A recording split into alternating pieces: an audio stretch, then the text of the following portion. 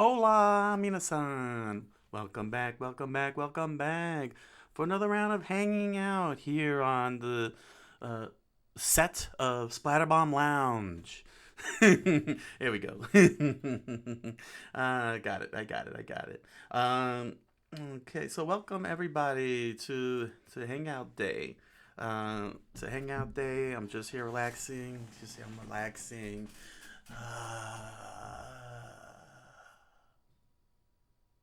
I'm relaxed. I brought out the Atari 2600, as you can see here, and I pulled out a handful of games. As you can see, I got Pac-Man up. He's got the worst game in the world. Nah. No, this is the awesome game in the world. The greatest game design ever, Atari Pac-Man. And I got another handful of cartridges here to play along the way. They're not gonna be played for long. I'm just gonna like maybe do maybe a quick 15 minutes or so for your entertainment. But while segueing between talking about stuff, because there's a lot of stuff that I do need to talk about. Let me move over here. Okay. So, yeah, I mean, where to begin? I want to talk about the writing. I need to talk about Splatterbomb Lounge and Freelance Gamer.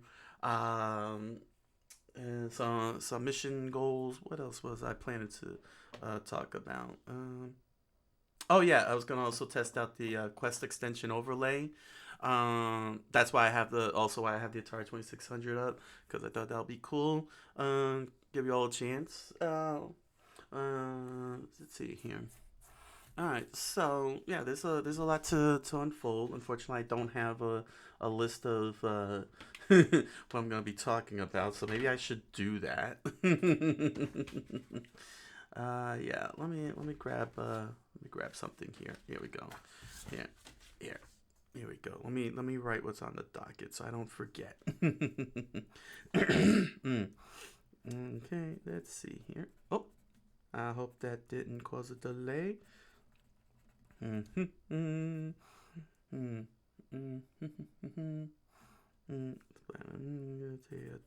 Atari, writing, writing, uh, with a mission. No. Why? Why are you stalling? Is there any issues? No. No, there's no issues going on. Yeah, so I'm gonna let Pac-Man play in the background. Good little stress test on the Atari, see how well it could hold up for long periods of time because it's a very old system. You know what I'm saying? And this show's probably gonna clock in at 2 hours. I'm hoping. So yeah, want to make see how well it can handle that. Yes, and the Quest overlay. We're gonna test out the Quest extension overlay. So yeah, so there's a whole lot to absorb. Um, so let me start off with the Splatterbomb Lounge. Okay.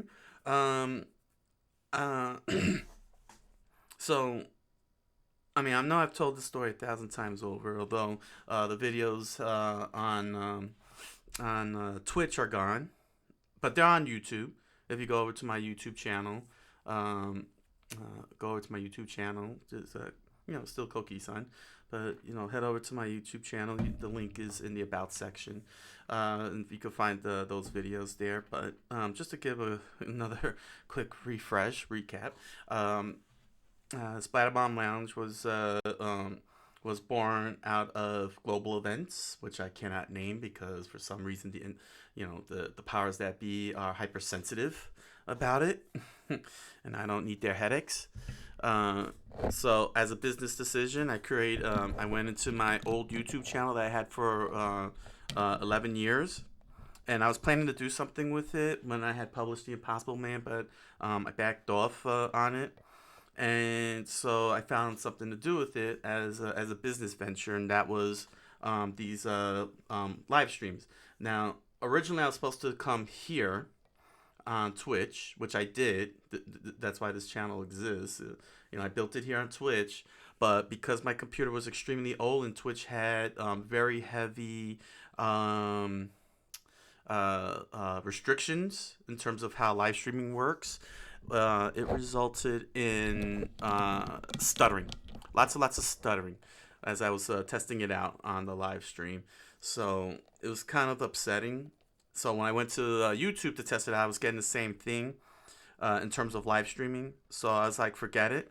I don't have time. I'm wasting time because I'm now like 3 weeks in trying to figure out what's going on. So I started to do recordings, just straight up recordings. And the idea was Splatterbomb Lounge. With Splatterbomb Lounge, the whole purpose was to push Splatterbomb, which is my board game that I'm working on, that I'm currently designing. I think I'm in pitch mode now. Well, I need to do a few more tweakage. But I had drawn a whole lot of characters, which you've seen running around the fish tank. Here we go. I think I point this way. I think I point this way, yes. I point this way, the fish tank here. All these Splatterbomb characters and turned them into a show, basically, this into this Let's Play internet show. So here I am doing Splatterbomb Lounge, and I'm playing games like Sonic the Hedgehog, Super Mario Brothers, Grip, Mario Kart, and I hit a major snafu in with that regard, and that is that I'm voicing 5 characters. I'm voicing 5 characters. And playing the game at the same time. Now you're probably sitting there saying, "Oh, that doesn't seem so bad." Well, imagine if you will. I don't have the controller on me, but imagine if you will. You're holding the controller, and you're trying to get Mario to run and jump, and your brain is in 5 different directions because you're dealing with 5 distinct character personalities in your head. The brain freezes. The brain freezes. Now you're probably gonna say, "Well, that's not an excuse for bad gameplay." And for the most part, I would say yes. If I wasn't voicing. Now, if you saw Bonk's Adventure, what I'm saying, now if you saw last night's show, Bonk's Adventure, I was only doing one character voice, and even then, I was still keeping. I was quiet at certain points, like completely quiet. I was barely doing any voice acting. That's the issue. Because when it comes to games like Bonk's Adventure, Grip, Mario Kart, fighting games, saying I can't, for some weird reason, voice and and function at the same time. Even though I had no problem with Kirby, even I had no problem with Kirby, and I just can't figure it out. What it is that I could be able to do Astral Chain with no problem, Kirby with no problem, but for some reason I can't do 2D platformers and racing games. I don't know if it's because there's so much going on, which doesn't make sense because there's a whole lot going on. Like I said, maybe it's the pacing because Super Mario Brothers, Sonic the Hedgehog, Grip is so fast paced that I can't. What I'm saying? The hand-eye coordination is so high, but then whereas Kirby is slow moving, Bonk was slow moving too, but I was also learning how to play without using the turbo, so there was that going.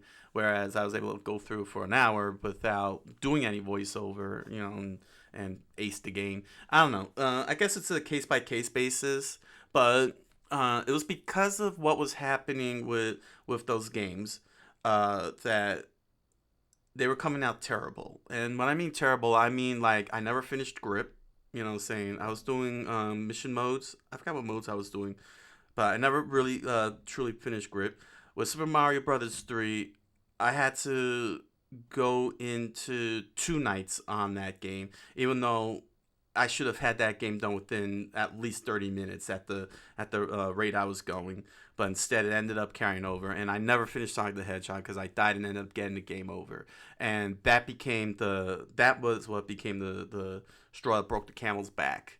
So I did ice hockey, in which just to be on the safe side, I did a soft conclusion to the show, and I put the show on hiatus.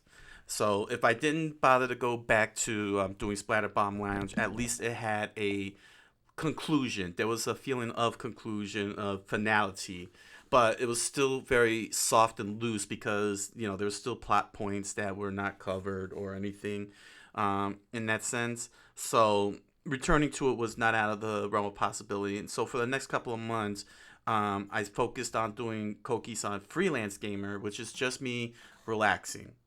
You know what I'm saying? And hitting doing a reset, mentally and physically with the games, and try to figure out what is it that I'm doing wrong, and how to improve myself. Basically, how can I improve myself? How can I get better at doing voicing while playing at the same time, and not have these moments where I'm stuck frozen, or worse, I spend 30 minutes not talking because I'm so focused on trying to beat the game. Like I really wasn't, not even when there was a break. You know how when you get to the flagpole in Super Mario Brothers or Sonic, when you get to the end of the stage, you got that moment, and that was the moment where I could have done some voicing before going into the next stage, and I couldn't do that because my brain was, I felt like one side of my brain focused on the game while the other side of the brain, which is the voice acting, couldn't penetrate and work in. So it was like both sides of the lobes were not cooperating with each other. Like in Pacific Rim, it takes two brains two brains to operate the Jaegers. Excuse me one second here. So so that was basically the issue. I gotta try and keep my throat well rested. Um, so while I was doing freelance gamer, I took that opportunity to figure out how to stop the buffering on live streaming. I didn't go to Twitch because Twitch has all these restrictions, but YouTube doesn't. YouTube doesn't, and so it was perfect to try and figure out, what was triggering these mistakes and everything while I was doing freelance gamer. And with freelance gamer, I played Hyrule Warriors, and I did do the voice acting. You can even check out the highlights on YouTube. I did a highlights video on it. So I was trying to, trying to train myself because Hyrule Warriors, you couldn't get any more overtly action hand-eye coordination than a Muso game where you have to constantly button mash and dodge and jump and maneuver and everything and switching out. So that was actually perfect for me to really try and see if I can really do voice acting and gaming at the same time and really develop that more and more. And excuse me, and not have myself bogged down by the constrictions of Splatterbomb Lounge, being that it was plot centric, and just allow myself to let loose and everything.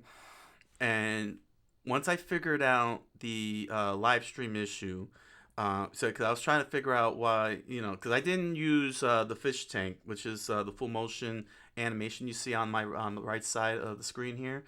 Um, it was just a still image. I think it was just a still image. I wasn't doing the fish tank yet, and so I wasn't. I saw that there was no problem, so I figured something must be up with the fish tank.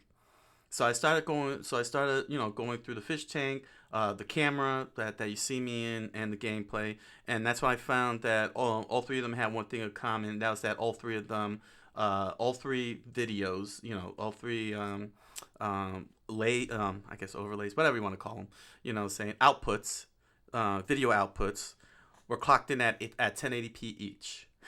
That means that all three of them are fighting each other for that 1080, that sweet, sweet, succulent 1080p on the live stream.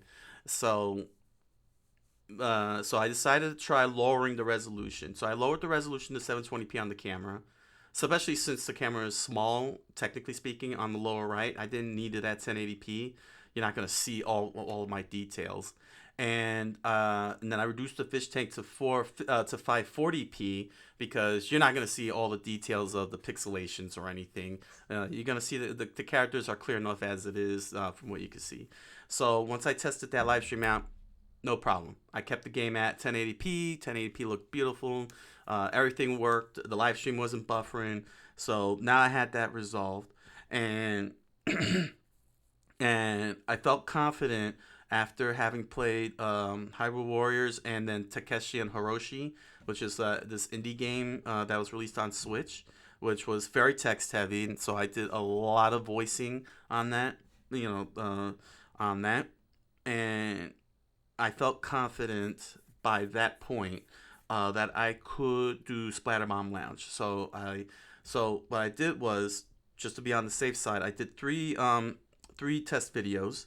Again, you can find that on YouTube in the playlists for Splatterbomb Lounge. I think I have that on there. Well, it's there. Go through all if you want to sit and watch. I did a stress test.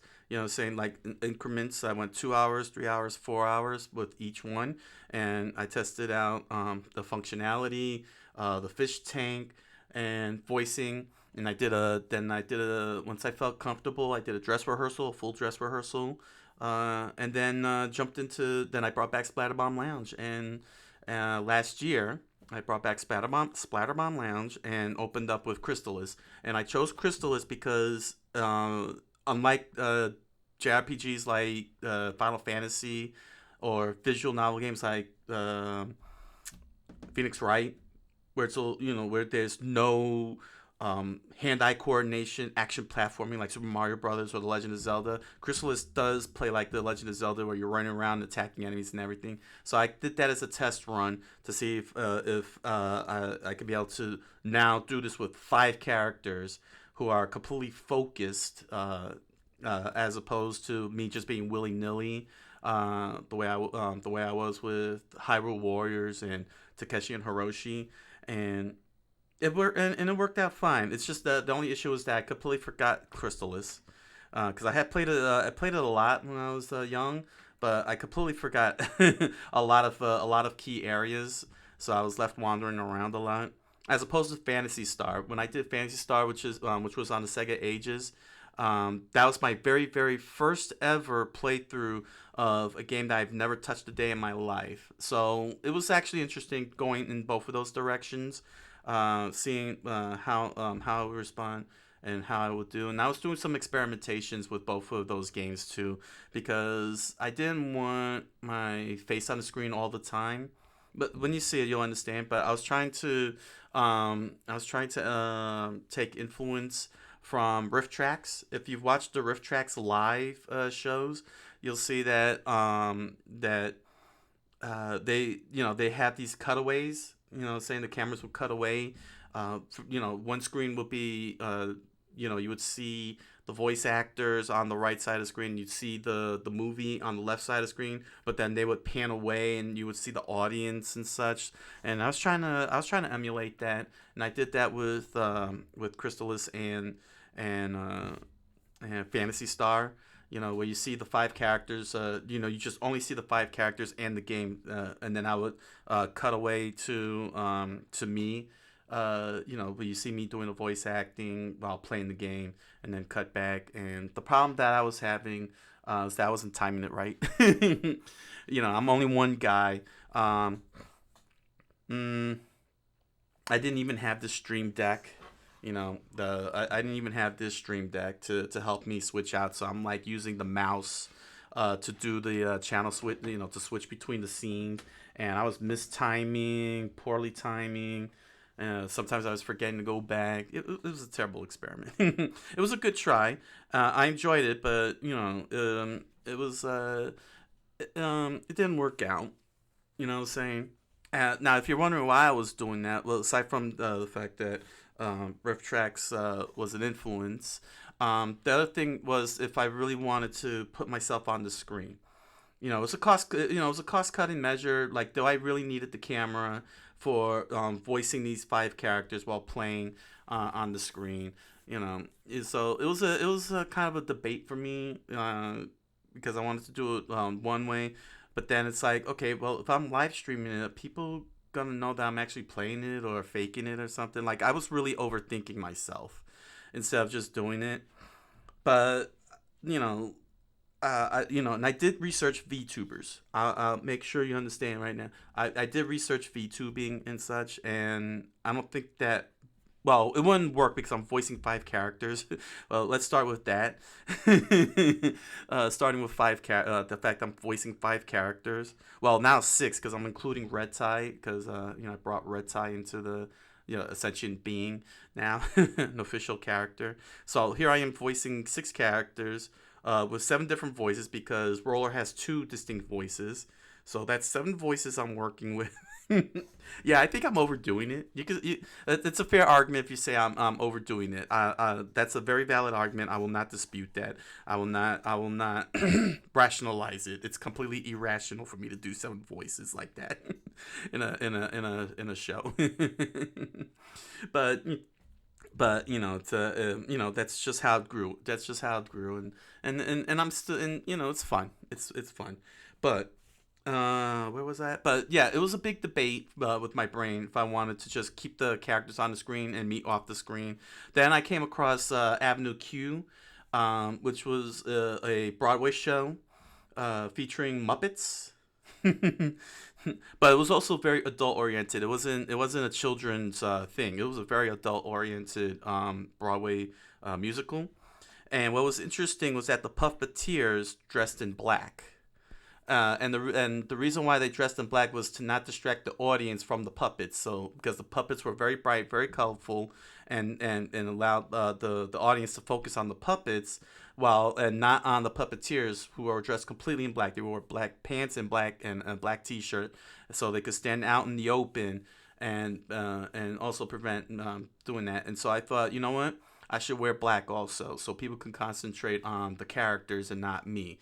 I mean, you can still see me. That's why I have this background set up like that, so it'll be a little presentable, saying, and represent, everything about me. Represent about me as a streamer, as a live streamer. So, but I also wore black, so that way I won't distract any of you from listening to the character voices and focus only on the character voices and the gameplay, which is the whole point. And through in the fish tank, the fish tank, the purpose of the fish tank is just to flesh out the world of Splatterbomb, to see that there are other characters and fit in with the storyline. So so now I'm on Twitch, and thanks to Twitch, I'm finally seeing the viewership. It's not a lot of viewership right now. I'm only in my 6th week. I think I'm in my 7th week. I forgot when I officially got this started. Mm, Crap. Oh crap! I forgot when I put in the first video. But it was definitely more than a month, that's for sure. So I know there's still a long way to go, and I know there's an audience out there that'll be interested in this type of stuff. But I'm looking at the views, and it's been very consistent with Splatterbomb Lounge with the number of views for the past 4 weeks now, and the fighting and Coqui-san Freelance Gamer fighting game day, fighting game Monday. The fighting games on Monday. We're also seeing an uptick. Seeing consistency each week. The only thing that's not being consistent is Tuesday, general gaming for freelance gamer. I know the Hangout is also inconsistent, with the viewership, but I'm not wholly worried about it, and and I mean, I'm still, on and off as to whether I want to continue this or not. I feel like it's good to continue this because, I should have a day to talk to you guys as myself, do some behind the scenes stuff with you guys, saying, try to keep you guys up to date on certain activities. Like I said, I can't go into the back end of the business, but think of it as coming into the store. Think of it as coming to the store and you walk up to the counter, you see me behind the counter at the register, and we're just striking up a conversation. That's what this feels like. That's what this whole hangout is supposed to be. You don't go to the back of the storage room as a customer. Unless you work for me, you don't go in the back room. You're not allowed in the back room. So that's the way I'm trying to treat this hangout. You know what I'm saying? Try to treat this hangout. You coming into the store, you come up to the counter, we strike up a conversation, but you don't go to the back room where the magic happens. You don't go to the storage room. So that's the way I'm treating that. As for my Japanese language show, Coqui-san to Hiragana, which is on Thursdays, that was actually up to debate if I wanted to keep it exclusively on YouTube, because I operated twice a week on that, or bring it over to Twitch, and I felt like I didn't want to be switching, not just only between. I just didn't want to go through the whole process with the OBS switching between YouTube and the Twitch, and the Twitch connections, and I also didn't want to be switching computers either. So I decided to take. Ooh, excuse me. Sorry about that. Ooh, I felt that. I'm okay. I'm okay. But I didn't want to do with Koki-san to Hiragana. Let's go through this whole process of switching between computers or switching the connections. Those those stream keys you probably hear about. Um, so I decided to take the risk and bring it over here, and I set it on Thursday because Tuesday is when I have school, language school, learning Japanese. So that at least gives so I'd be able to at least have the incentive of twice a week learning Japanese to make things a little easier for myself. And then of course Splatterbomb Lounge retained its usual Friday. I always keep Splatterbomb Lounge on Fridays. So the big question that I've been asking myself is, having seen now after 4 weeks, 4 weeks, seeing the Splatterbomb Lounge getting consistent views, but Freelance Gamer General Gaming Show having lower views, if I should go and roll back Splatterbomb Lounge and bring General Gaming back to the show. Meaning, I voiced my 5 characters while playing Super Mario Brothers, or say Atari Pac-Man, or something like that, or something like that. If I wanted to do something like that again, and especially now that I feel like I have improved, having played Kirby in the Forgotten Land, Hyrule Warriors, Astral Chain, saying it was like really building up. I mean, I even did Bonk's Adventure last night with voice acting. I think there's a way I could be able to pull it off if I don't overthink myself, and learn when to pull back, because I was trying to do that in the first year of Splatterbomb Lounge, where I was just only bringing in specific characters, not all 5 characters. Saying it'd be a show where I just only had Spraycon and Handy, or just only had Handy and just myself. Just only Coqui-san himself, the character, like how you see here in the fish tank. So it's not. So that's why I was kind of thinking of what to do, because I could already see that Splatterbomb Lounge is growing slowly, but it's growing. And if people have 2 Splatterbomb Lounges, I'm sure those viewers are interested in seeing other types of games other than RPGs, done with those 5 characters in Splatterbomb Lounge. And so I'm trying to take that into consideration. Um, I'm assuming I'm almost done with Final Fantasy VII. With Final Fantasy VII, I'm on disc 3 at the start, right at the beginning of disc 3. So I don't know how much further I have to complete the game. I'm hoping it'll be done this week. I'm really hoping that disc is not the length of three episodes, although I have a feeling that it might be. But as soon as I can get Final Fantasy VII done, that's when I'll make the decision as to whether I'm going to bring General Gaming back to Splatterbomb Lounge or not. Um, mm, Now, in terms of Freelance Gamer itself, I mean, he's already got the title. His title's already front and center when you when you watch the show. You see it right under Koki-san's name, so that's not lost. That's not something that's lost. But I'm probably gonna keep Freelance Gamer focused on fighting games, because I also rolled that back a bit and brought back the annotations, the fighting game annotations. Let me show you. Here we go.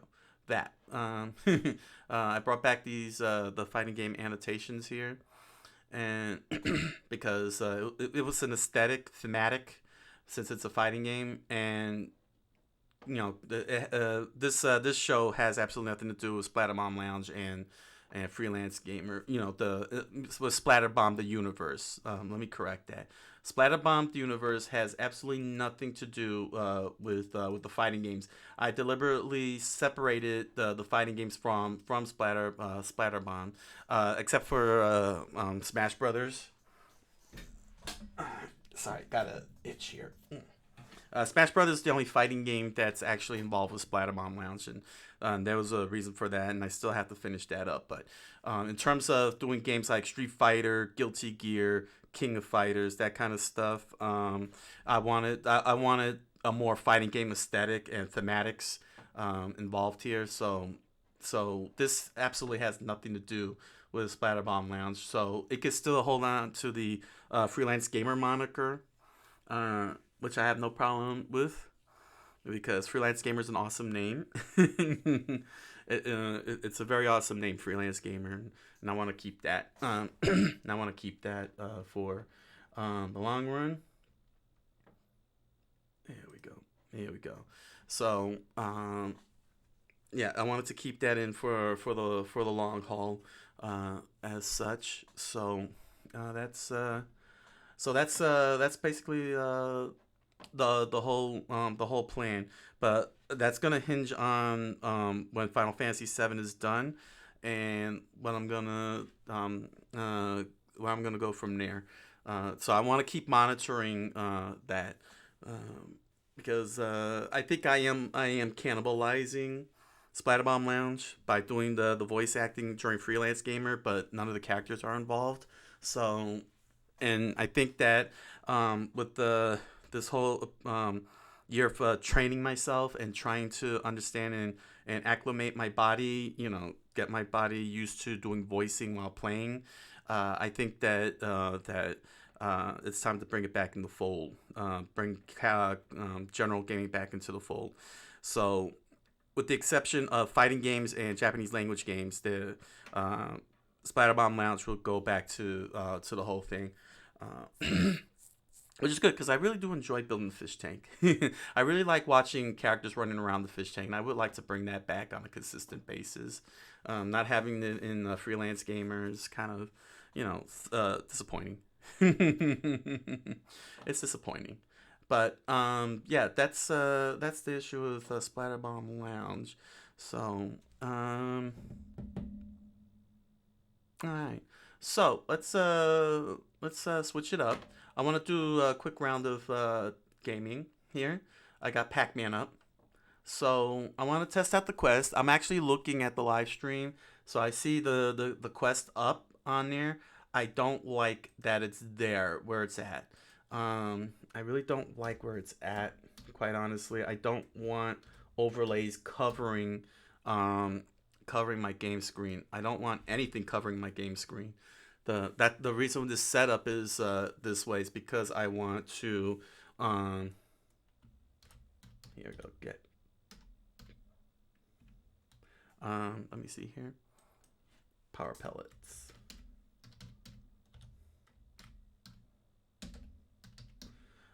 Let me try this out.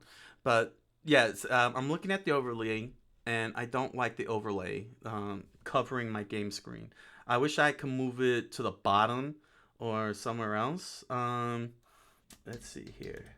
Get 10 power pellets without dying.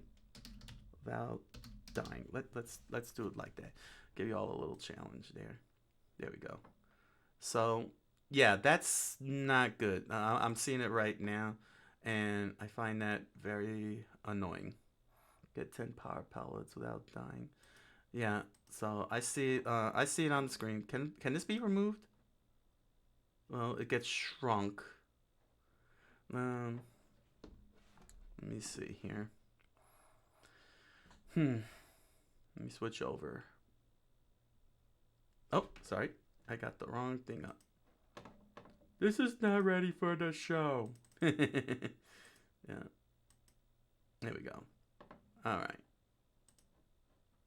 You can't even see that. It's so dark. There it is. Okay. All right. So apparently you can shrink it. Okay, and it's just a little tiny speck? Huh. Hmm.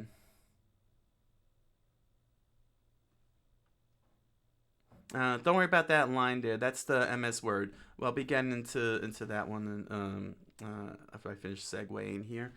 Let's see here. Okay, let me put this on. Okay.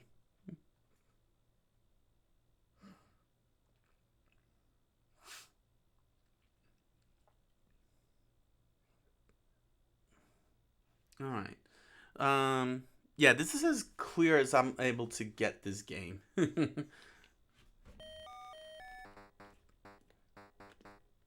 So the mission is to get 10 power pellets without dying.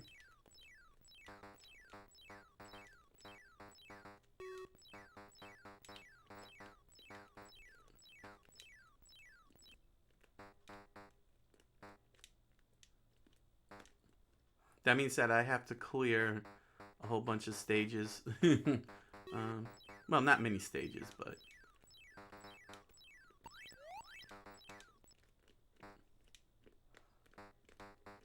the good thing is that this is still functional. Um,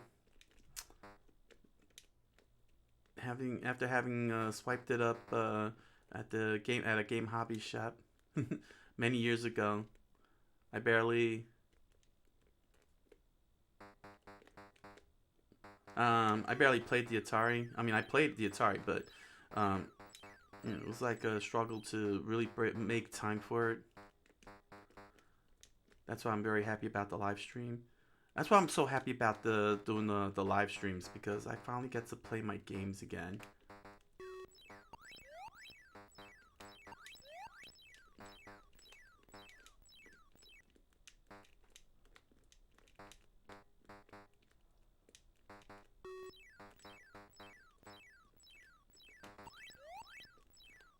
Can't even tell the difference between the four ghosts. I mean, I guess that's color. That's the colorization.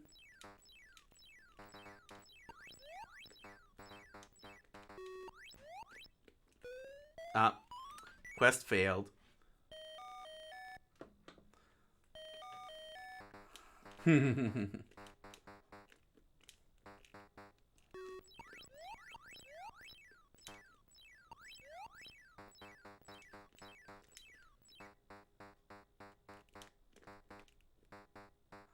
You know what? I should have made that another challenge too. Get the power pellets without eating the ghosts. Anyway, um, I guess in the case of the Atari 2600, because it's because the corner is all dark.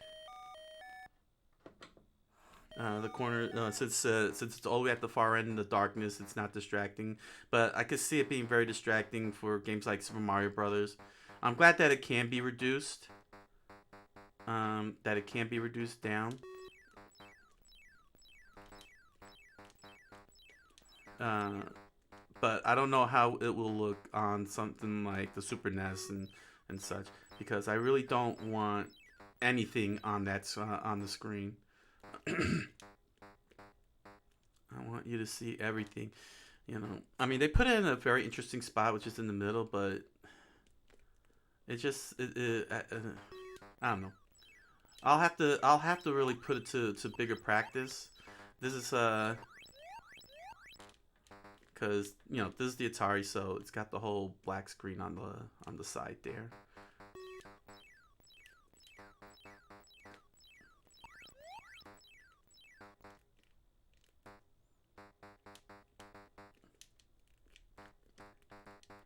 Oh, oh my god.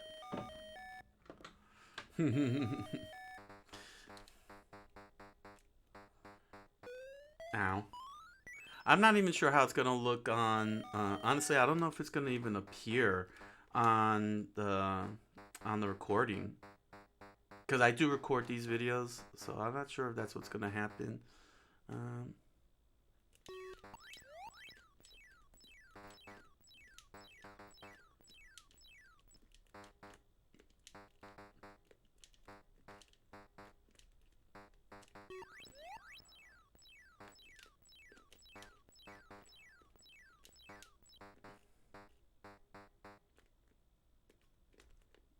Ah.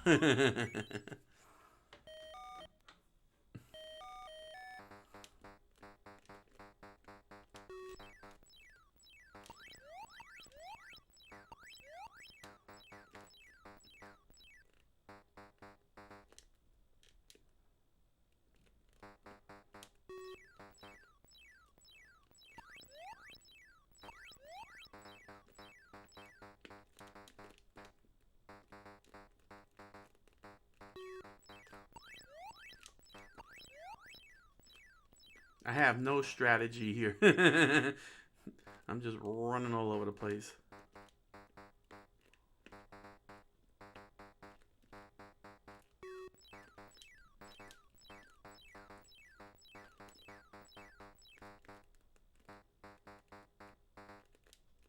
Ooh.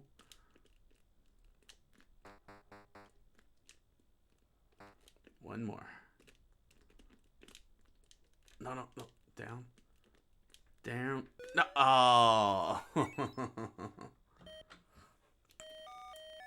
Could have gone to the next stage.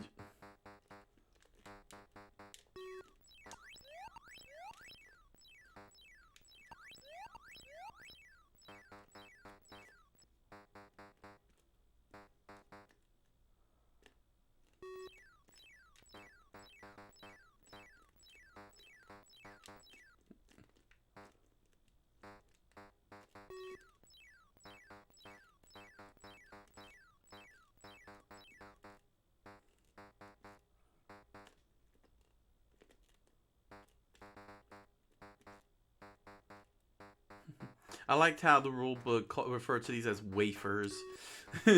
Like, what were they thinking?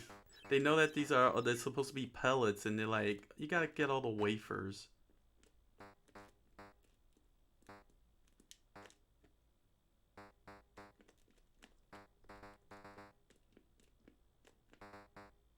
There we go.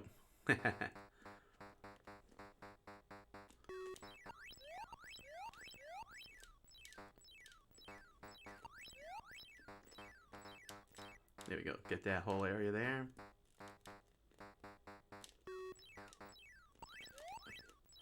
Shouldn't even waste my time with them. Just focus on getting the pellets here. The wafers.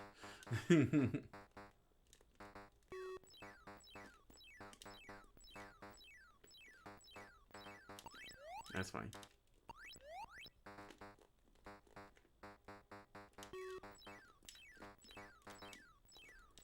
Alright, so I need 2 more to complete the quest.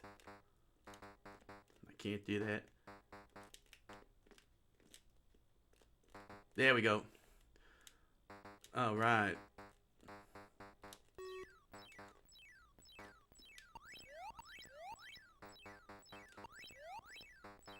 And done. I got all of them. Alright. That's it. That was the quest. Collect 10 power pellets. Well, I could have set it up to 12. Anyway, let's pull this up. And that quest is over. End it. There we go. All right. So, let's switch out. Let's switch out. Let's switch out of Pac-Man. Let's see. So yeah, oh, I know, because this one had. I think it's. Does this have a bigger screen? Star Wars. Let me see here. Does it make a difference? No. Okay. What shall I make the quest? Destroy the first 2. Let me throw that in here.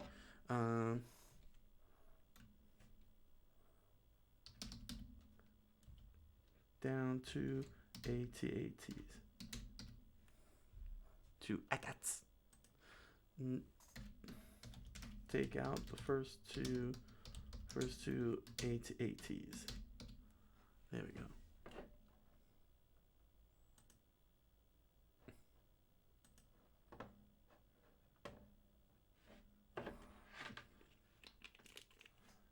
All right, let's go.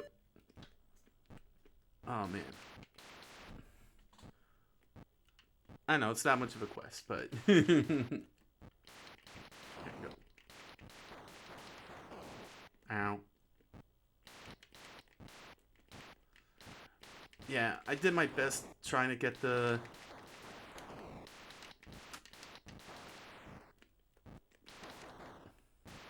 Yeah, I tried my best to make the screen as clear as possible, but I think I may have, ow. In trying to fix the RF signal, made it worse. Inside the box. Got him. All right.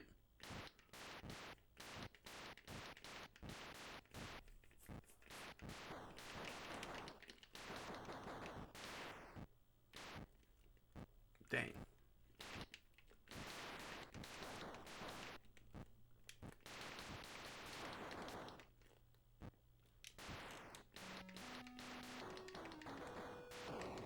Ha ha ha ha ha.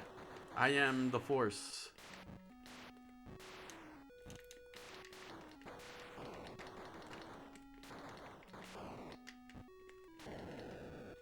There we go. Quest done.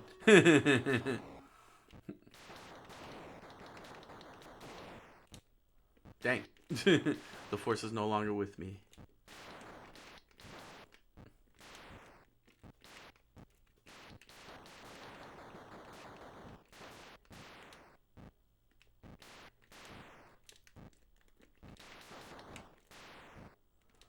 Man, this was awesome back in the day. Like, I really enjoyed this.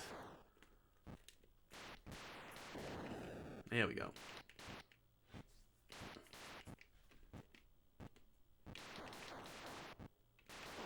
Ow. Oh, come on, come on. Get those weak points.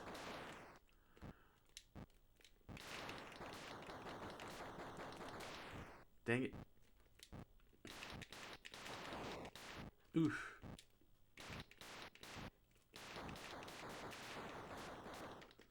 Oh, there we go. Oh.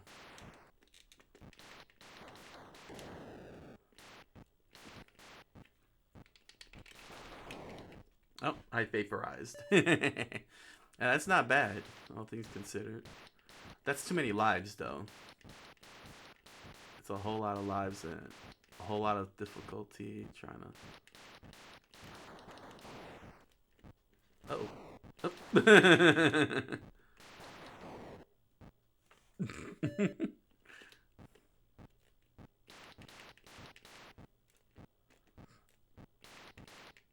Oh, hold on.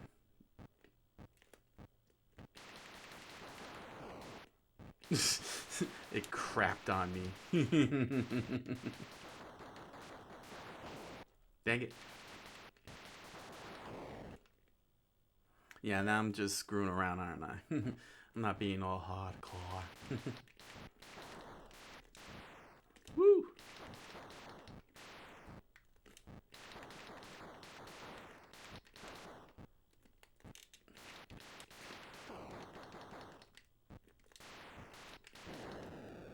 Ooh, got it.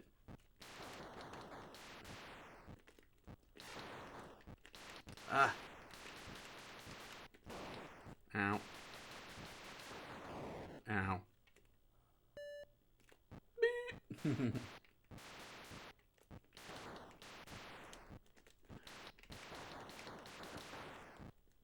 Dang, this is like one of the few Star Wars games that gets it right. There it is.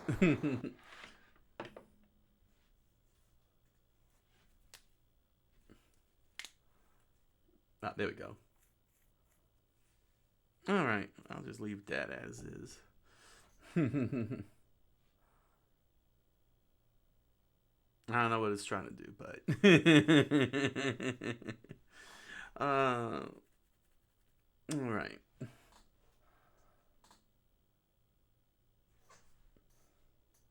All right, so yeah, so that was the AT-AT quest.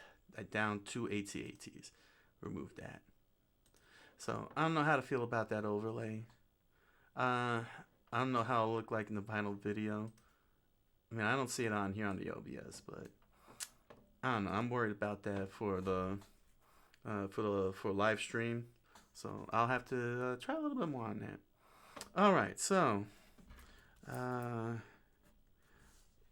okay, well, let's go into the whole writing business here. So last week I started on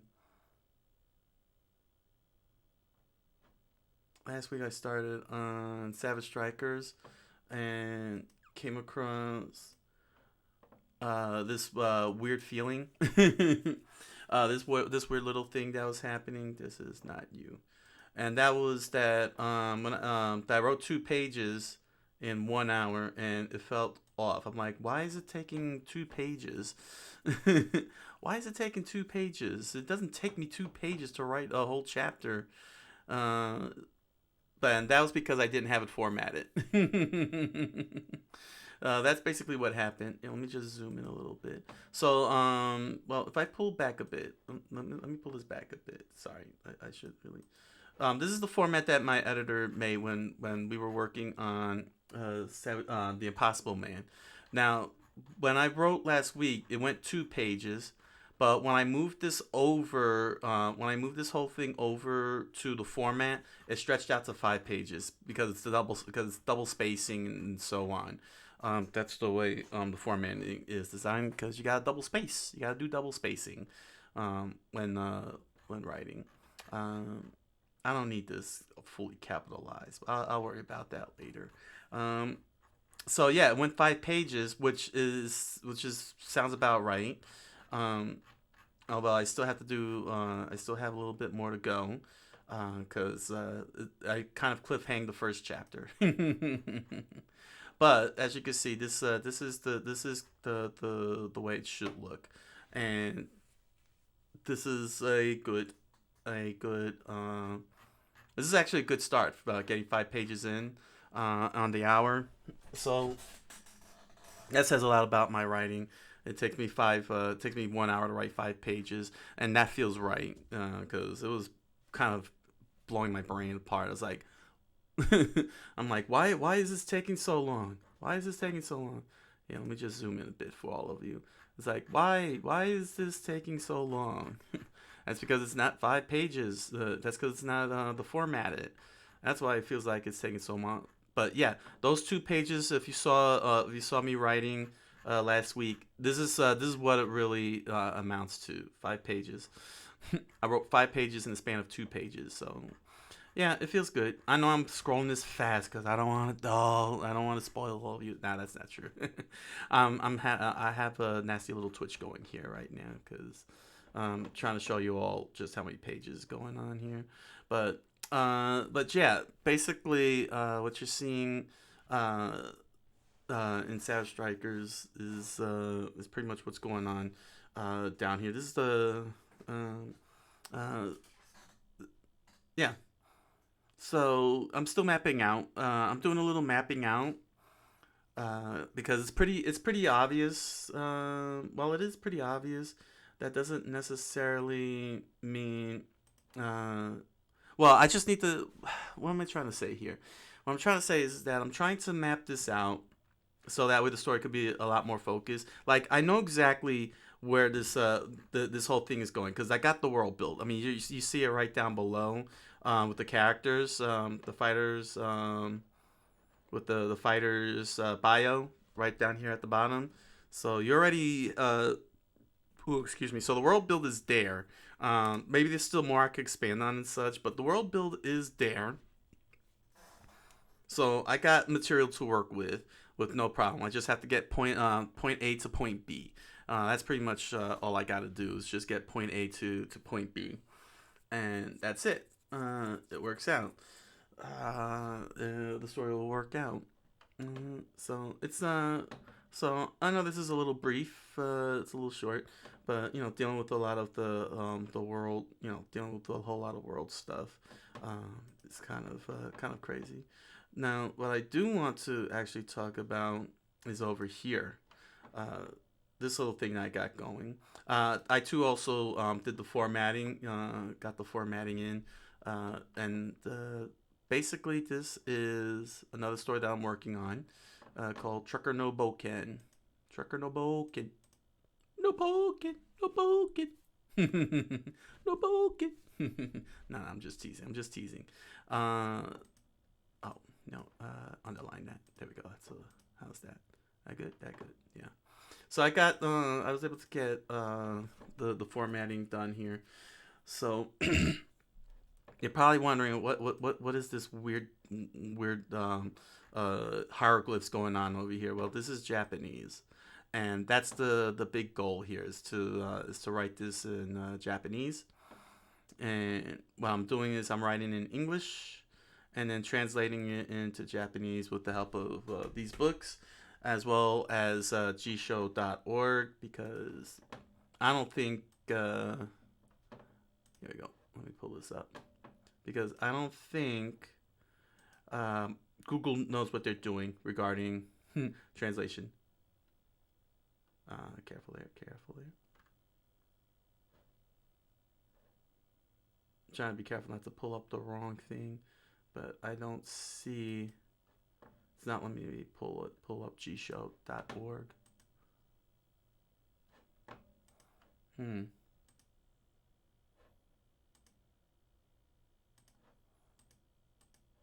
Let's see now.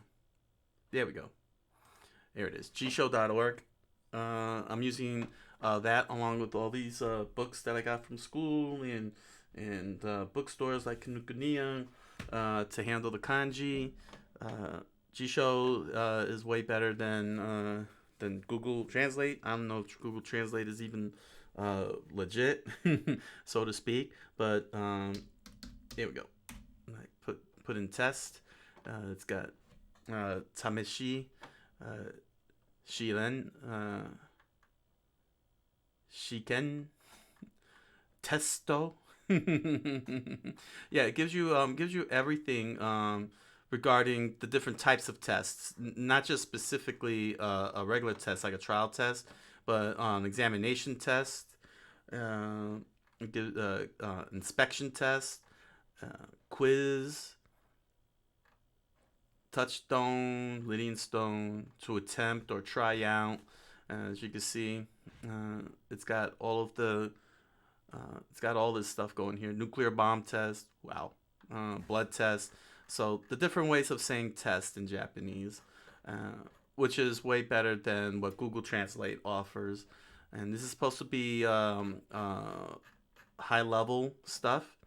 It says here, lovely crafted by Kim, Miwa, and Andrew. So these guys, the site uses JM-Dict, Kanji DIC2, Kanji Dict 2, JM-Nedict, and Racket. Yeah, these files are properly of the Electronic Dictionary Research and Development Group. So they really, audio files provided by Tofu Group. Yeah, they also have the vocals. You can hear how it sounds, the radicals. You could test draw, how to draw it. So yeah, this was a big collaborative effort from what it says here. And JLPT. Is that the Japanese language proficiency test? So yep, here it is.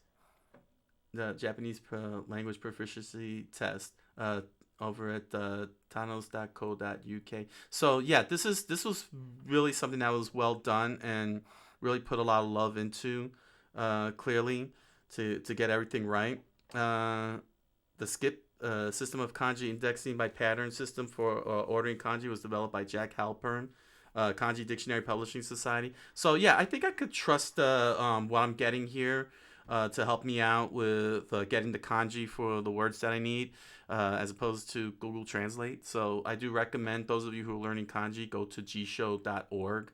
Just go there. Go there. Go. Go. Go. So the big question is why are you doing all of this Japanese stuff? Well, If you go on over to my press release in my about page, you can get get a little bit more details at it.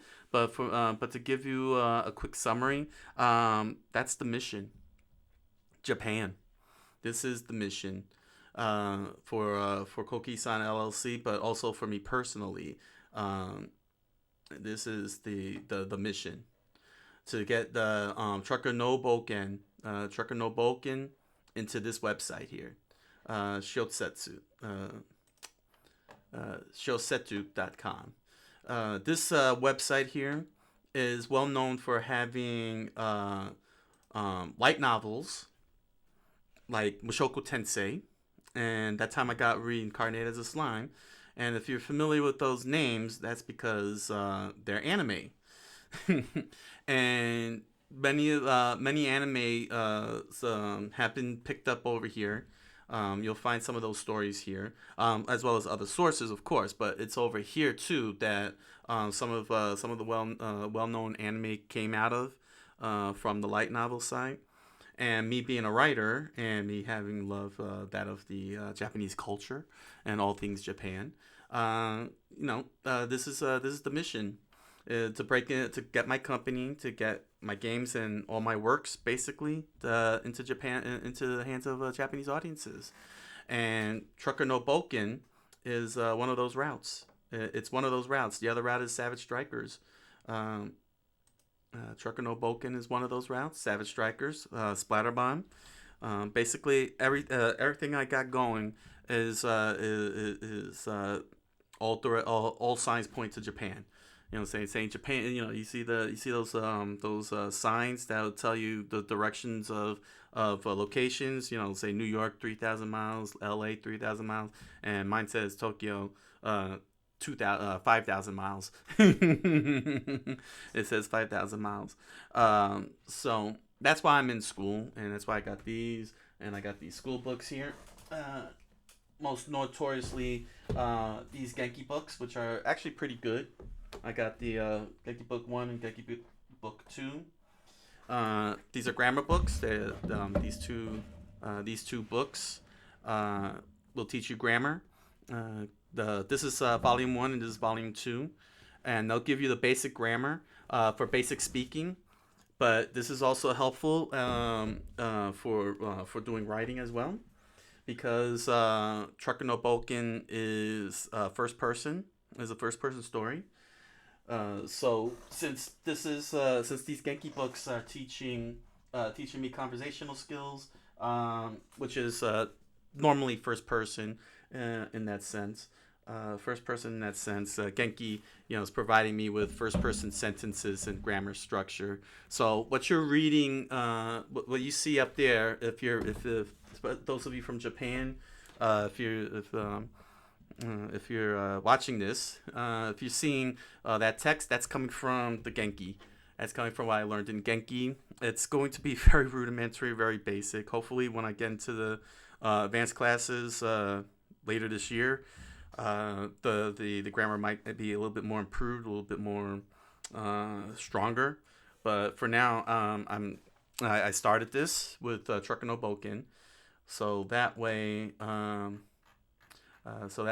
I can get this out to a Japanese audience. I figured now the reason why I've chosen Shiosetsu is because I don't have to worry too much. I mean, they got stringent rules, hands down. They do have stringent rules and such. I still need to read through it more thoroughly, especially since it's in Japanese. Here we go. Oh, am I in the right section? Yeah, I'm in the right section. Wait, did it get removed?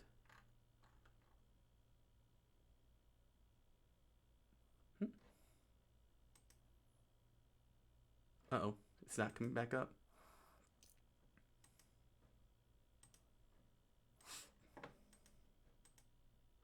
Oh, hold on. Come on, OBS. Why are you doing this to me? OBS really don't like me. OBS no like me. I had good momentum going, and I just wanted to bring this back up.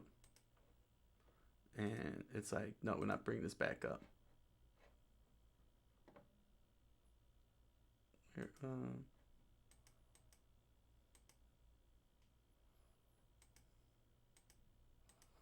oh dear.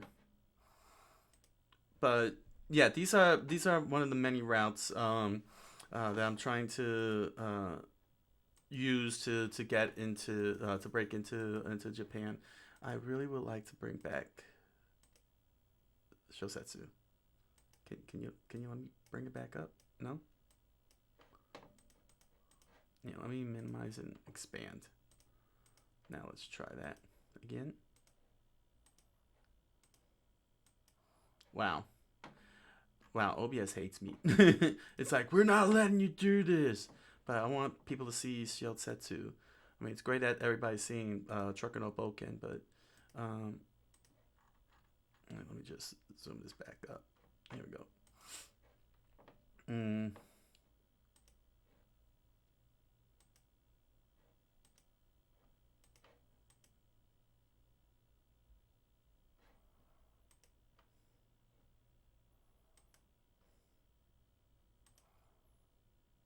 Ah, crap. And I can't take this down because I got a live stream going on here. And let me try this again. Nope. Ah. Well, that stinks. Well, you get the point. You get the point. That's so weird.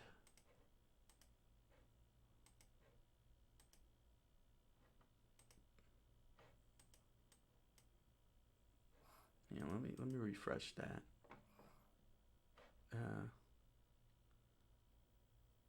No, Google Translate, get away from there.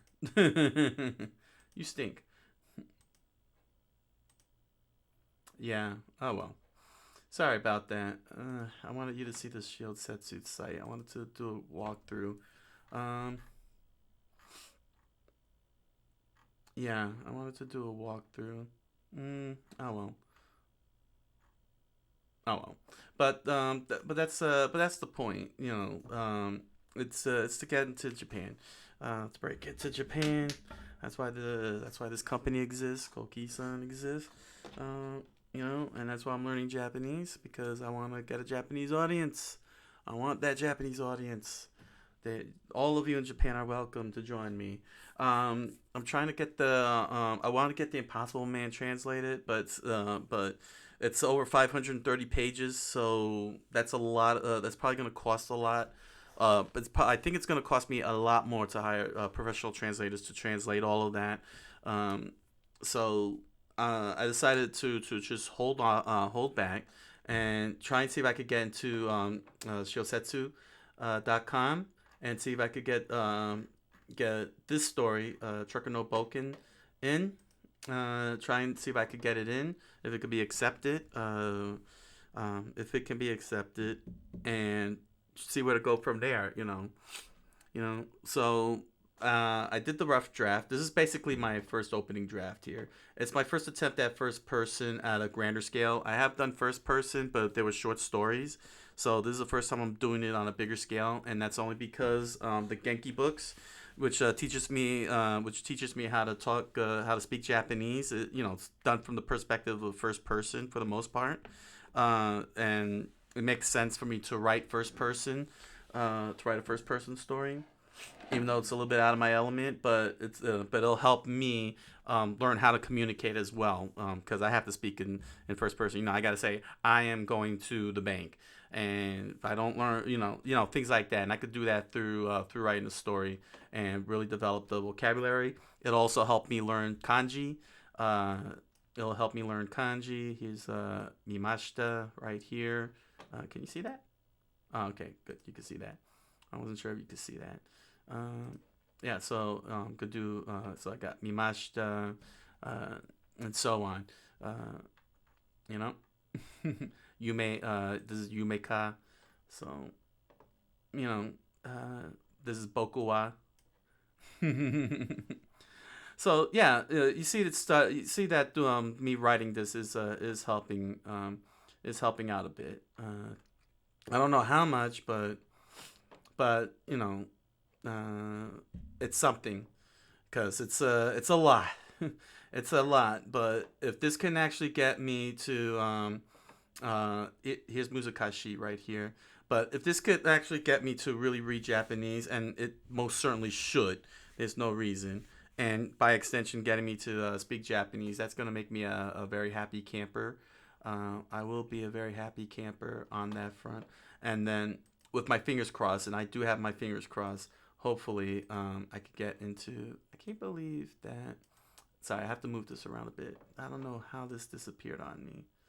That's so weird. That's so weird that it just disappeared. I wanted to put Shosetsu back up. Is this it? Hey, there we go.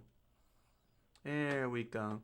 Yeah, so, yeah, most definitely, you know, I did go through Google Translates, but I don't know if that's really what's being said there. So hopefully, so I'm hoping that by learning through writing Trucker no Boken, learning the kanji, I'll be able to read this. I could be able to read what's here, and then I could be able to get the rules down. See, because there's a lot of kanji that I don't even that is still freshly new to me. All this kanji. Let's go and look around a bit here. Sumire. Sumire no. Yeah, see, I can't read that one. What is this here? Karasu. Karasu de. Yeah, see, there's more. If there was one that was just straight up. Oh, let's see here. Seiya. Am I reading that right? Seiya. Seiya Sai. Gaia. I guess that's the first chapter. So, I don't want to click on these because this might result in like a strike or something. I don't know. There might be complaints because spoilers and such. I don't want to. For those who are in Japan or anybody who's learning Japanese or can read Japanese, I don't know. Let's see here. Straguru Garuzu. I think so. That's katakana. I'm still learning katakana. Kuroho ko no. Oh, Kuroneko no Amy. You know what? Because this is katakana. That's why we got you.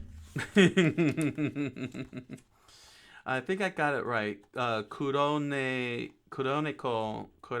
no Emi. Let's see if I got that right. Ku, yep. Ro, Ne, ko, yep. Kuroneko no Emi. Yeah, no, that's not it. No, that's not aim. I have me, but what's this other one here? Oh, that's kanji. See what I mean?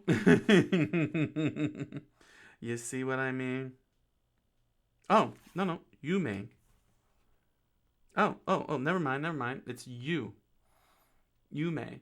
So, Kuroneko no Yume.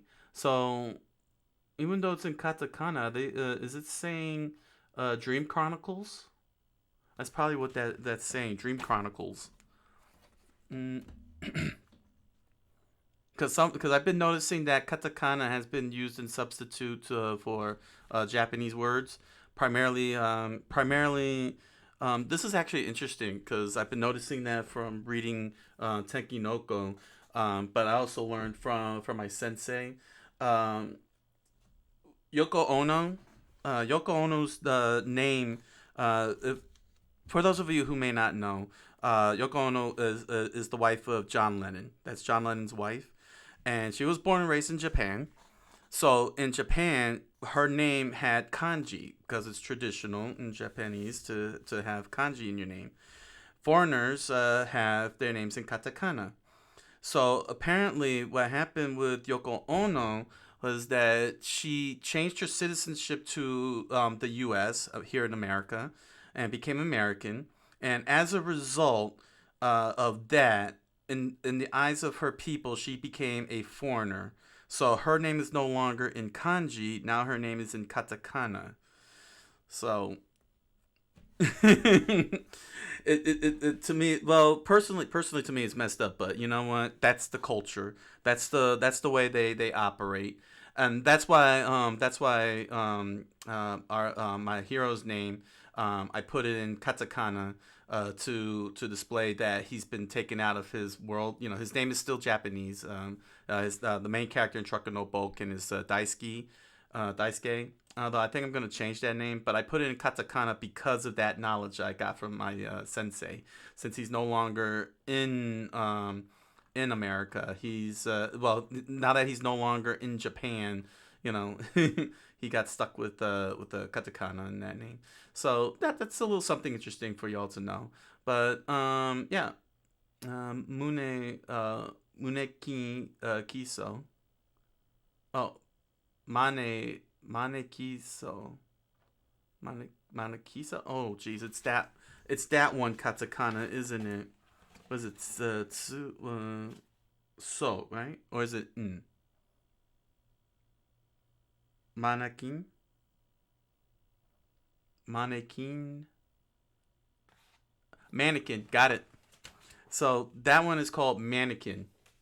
This one is called Mannequin in or Mannequin. Mannequin. So I'm assuming mannequin as in the statue. That's the problem with katakana. I just want to warn all of you with katakana. Um, very clearly with katakana, that is that it uses all foreign words. They don't stay specific to one foreign word. You think that it's just English, but no, they use all foreign language in katakana. One of the most common ones you'll hear is arabaito. That's German, not English. That's German for a part-time job, and that's and the Japanese use that in their local lexicon. So yeah, yeah. Katakana very difficult because you don't know what language is being spoken. You'll never know that you're really speaking Dutch, and it's a Dutch word when you're speaking English. So that's just the way they do it. Excuse me.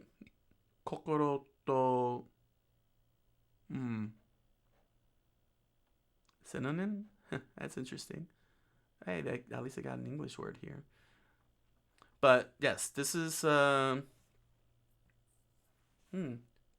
reading no yo ni. Sorry, I can't get that kanji there. A lot of these kanji is still so freshly new. Mm. These are actually more high level kanji. Actually, they're not in the Genki books here.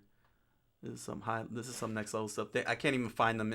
Some of these in these books, like the Complete Guide to Kanji, the Kanji Look and Learn, the Guide to Writing Kanji, the Kanji Pictographics. Not even. Let's explore kanji from Brett Mayer. Not even Brett Mayer's book. And Brett Mayer is an American. He's from the U.S.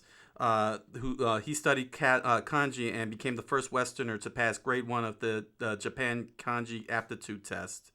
So I don't know if I'll be able. I don't know if I'll be doing that anytime soon. That aptitude test, though, that'll be interesting. That all hinges on me writing Trucker no Boken, but yes, that's the goal. I don't know now. Now I don't know if I'll be able to get into shiosetsu .org .com here. You know, if I'll be able to get into this, I will try. You know, it's not like I don't have the ability to write Japanese. I have the thing here to do so. How you say?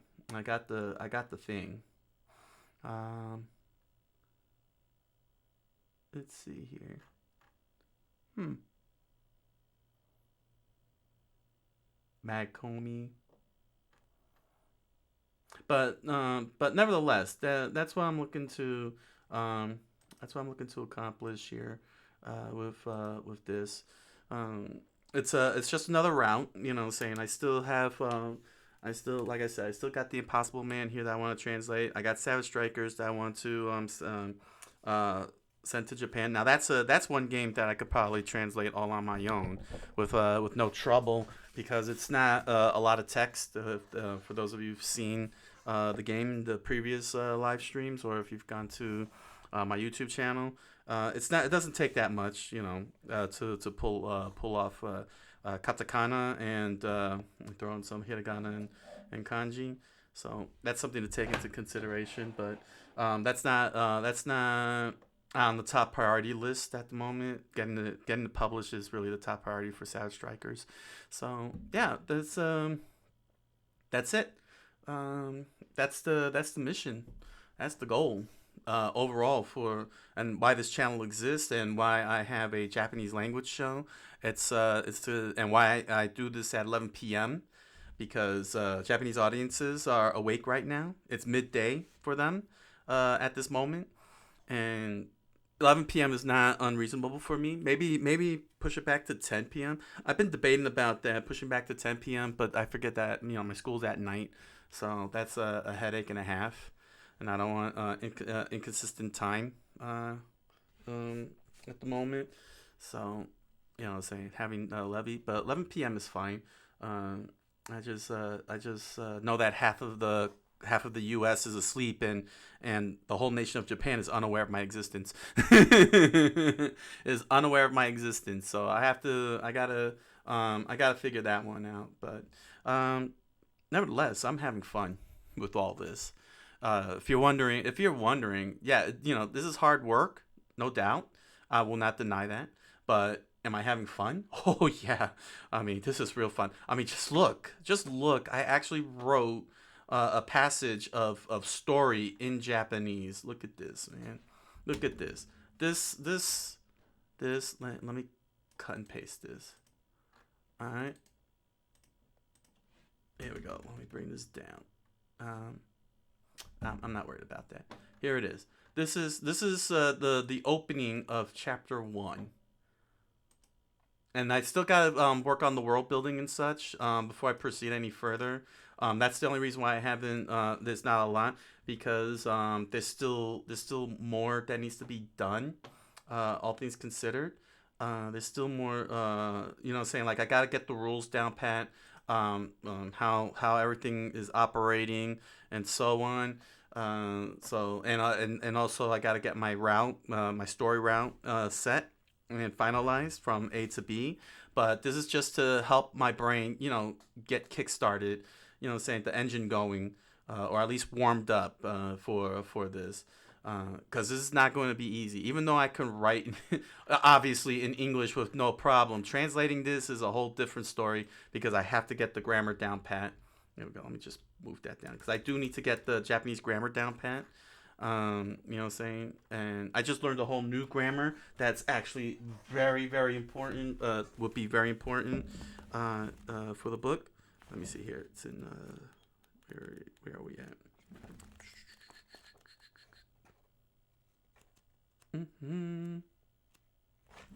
Here it goes. Is this it?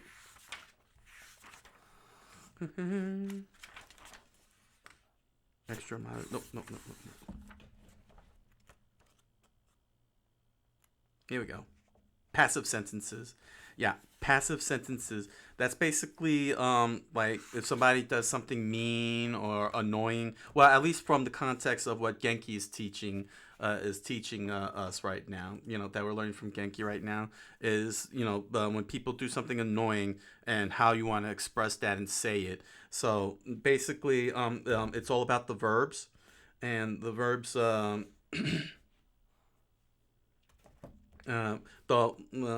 way they point it out is the victim, the villain, the evil act. It's pretty. That's pretty hilarious. But basically, what it is that the verbs changes completely. So instead of saying ikimasu, you now say ikaremas. You say ikaremashita, actually. Ikarimashita. So, you're annoyed you had to go somewhere, basically. You're annoyed you had to go. That's basically it's just pointing out negative acts, at least what the Genki context is teaching, because they do have a positive form.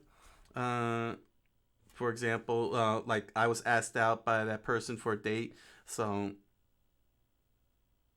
uh, or I was introduced by my big brother to a friend of his. So it's just a little footnote that they put there, but for the most part, it's basically annoyance.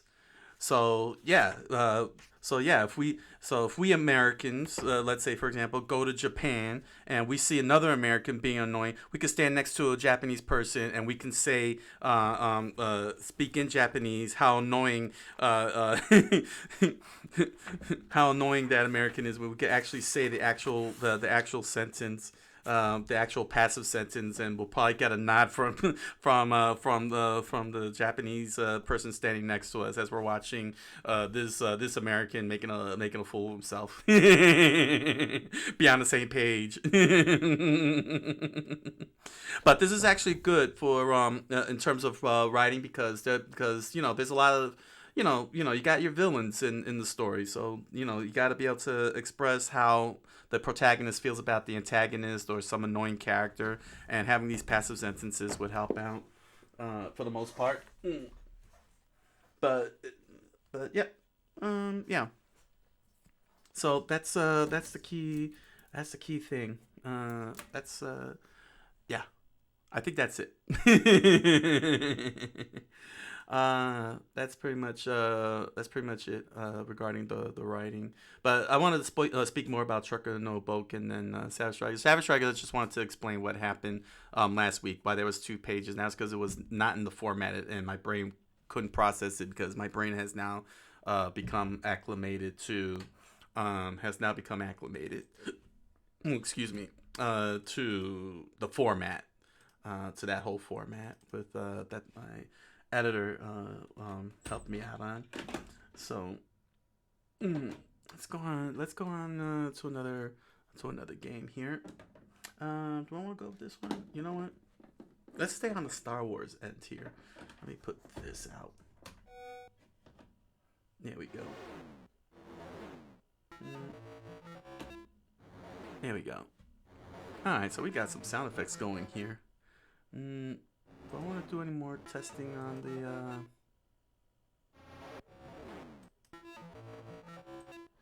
let me see. Do I want to test out more? Nah, I don't want to test out the quest more.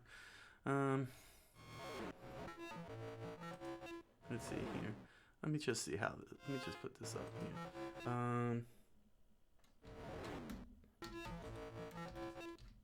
Death Star. Destroy Death Star. Let's see. Destroy Death Star twice. Let me set that up.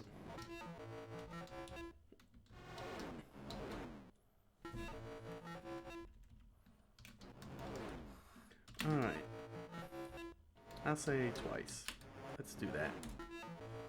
Alright, so to get to talk more about these quest overlays, I also have another overlay which is the alerts, for people who follow or who follow or subscribe and such, and it'll flash up across the screen. I have that, and I have it all set and everything, and I did have it up, but well, as you can see, I've only gained 3 followers. Oh. I've only gained 3 followers so far, but I do get a lot of views, and I think the best. I mean, I understood what was being told on YouTube. The advice that was being given on YouTube and such. And what's going on with my screen here? Hold on.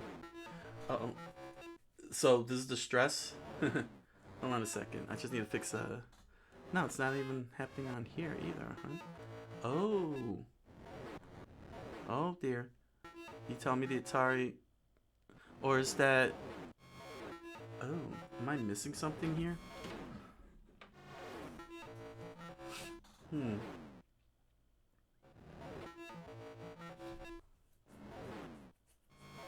That looked a little weird. Yeah, it does look a little weird. Let me see something first. Because I was going to talk about um, why the quest overlay exists. Let me just see here. Oh, okay. Okay. Hmm.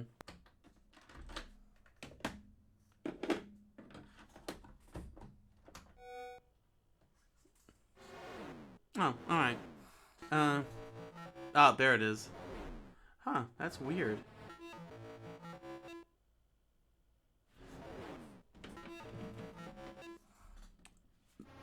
You know what? Because I saw this before, but not on this. It was on the NES. Teenage Mutant Ninja Turtles. I think it's the way this is formatted. The Teenage Mutant Ninja Turtles had a cutoff screen visible at the top. I think that's what this issue is. Let's see here. No? No? Hmm. No. Crop? No, not that way. Let's see here.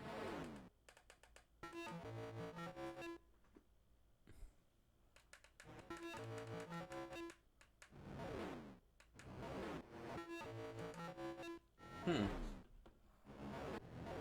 It might be the Parker Brothers brand then. Hmm. Let me see. Let me see here. Let me put in Maze Craze. And let me see if I'm getting the same thing.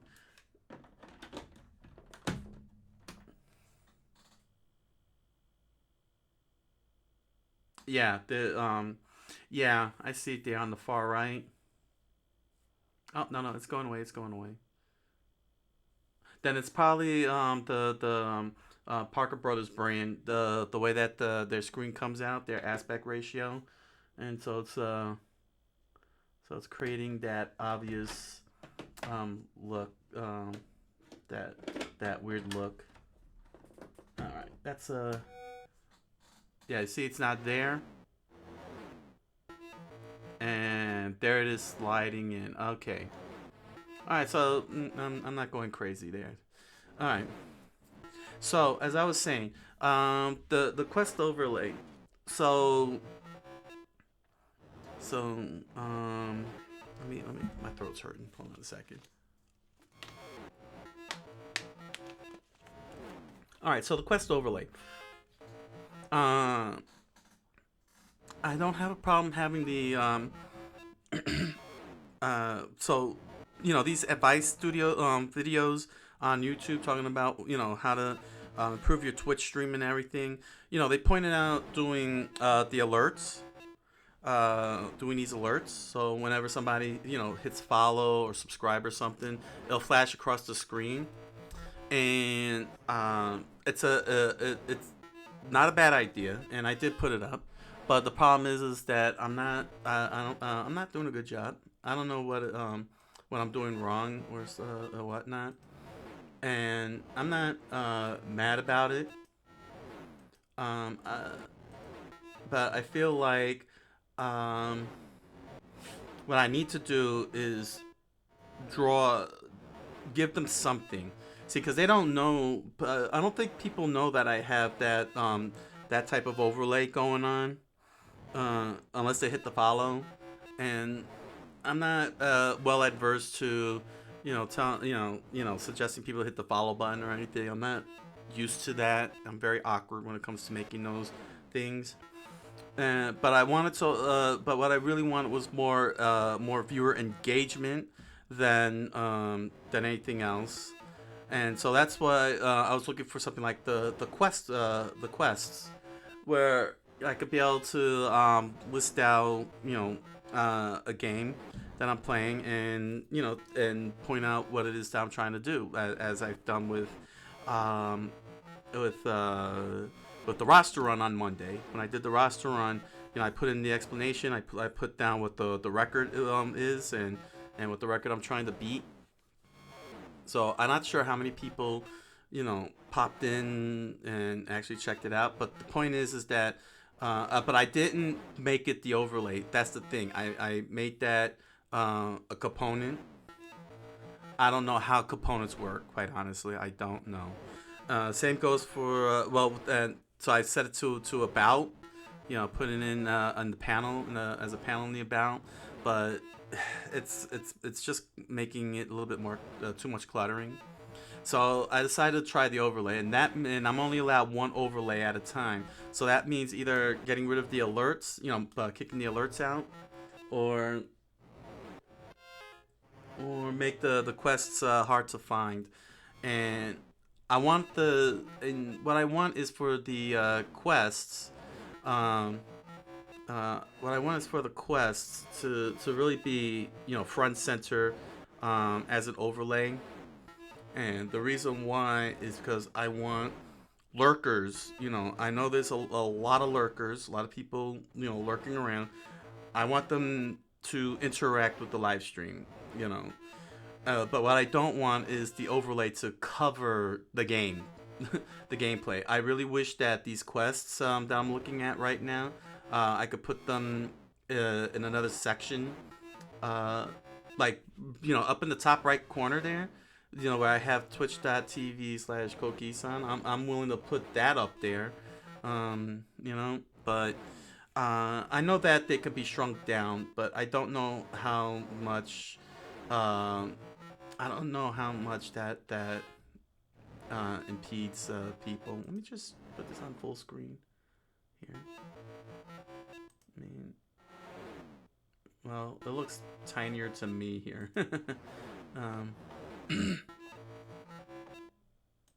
Anyway, but my point is that even if the lurkers don't follow, I'm at least giving them some form of engagement, interaction with the show, by pulling up the quests. And if it's something that they're interested in seeing me trying to accomplish, they'll stick around and watch. And that's what I'm hoping to pull off with this. I don't know if this is gonna pop up once this is done. Like, is this really going to appear in not just only in the recording, but on the post live stream? After the live stream is finished and it resets. I'm not sure if that's gonna be visible post live stream. I hope it. I mean, if it does, that's great. But if not, that's still good. And I think that the best move for me to do is prioritize the quests overlay and let viewers, the lurkers, come in and hit that.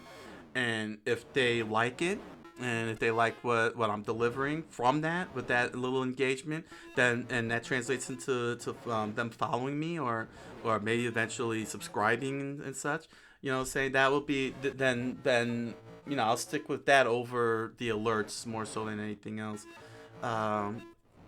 more so than the alerts, because I gotta draw something in. You know what I'm saying? I gotta figure out how to draw them in. Something that of interest, so they can be able to enjoy this show. You know what I'm saying?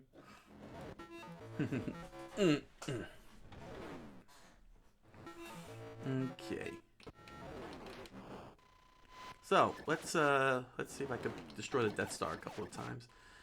This is another one of these games I played a lot of back in the day.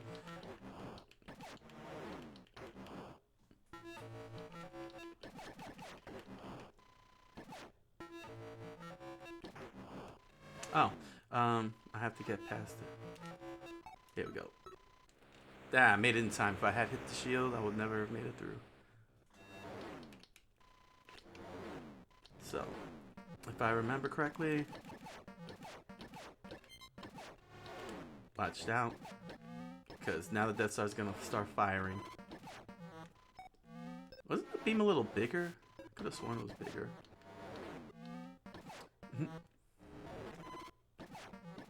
There we go. Ooh, I need to move.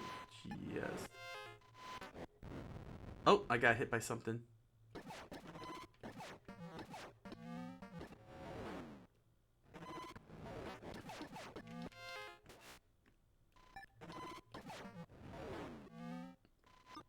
Let me go to the other side here. He's looking to intercept me. Dang it. I like how the Death Star is trying to target me. Oh, oh, ooh. Gotta watch out for those TIE fighters.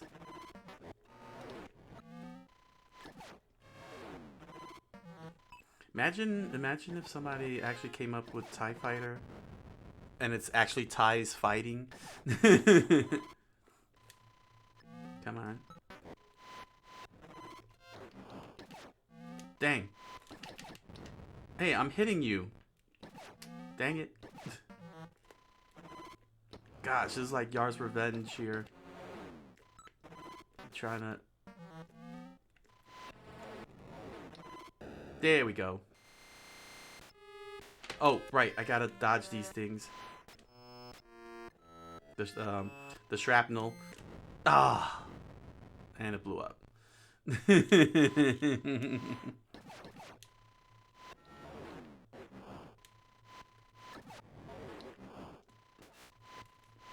This is actually a really well crafted game here. Ow. There we go. As I was saying, this is actually a pretty nicely crafted game. You know, 2 sets of stages. Ah, there we go.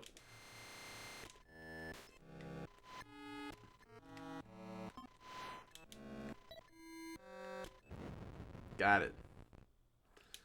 So, I destroyed the Death Star twice. So that's the end of the quest there. And I died. And that's the game. Let's end the quest there. Okay. Yeah, I'll go one more go. I'll do one more go. Just for the heck of it. There we go.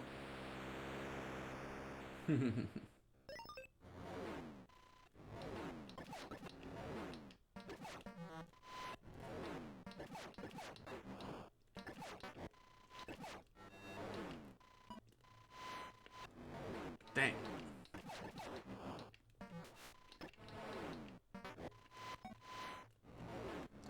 Ah, just won't let me. There we go. Nope. There we go.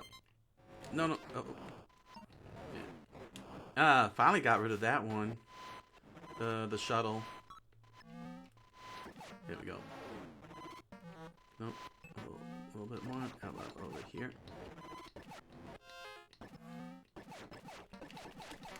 Yeah. Oh, he caught me. There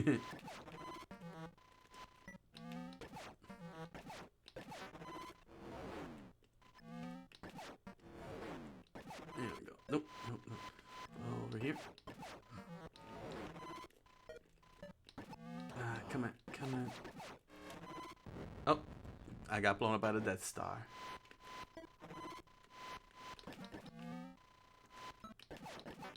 This is one of the few games where you legitimately playing the Millennium Falcon. There we go. Like, you're in absolute control over it.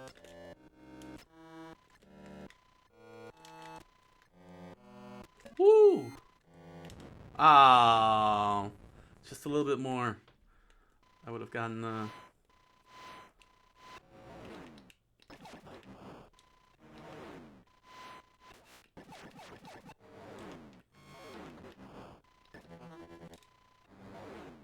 Ow.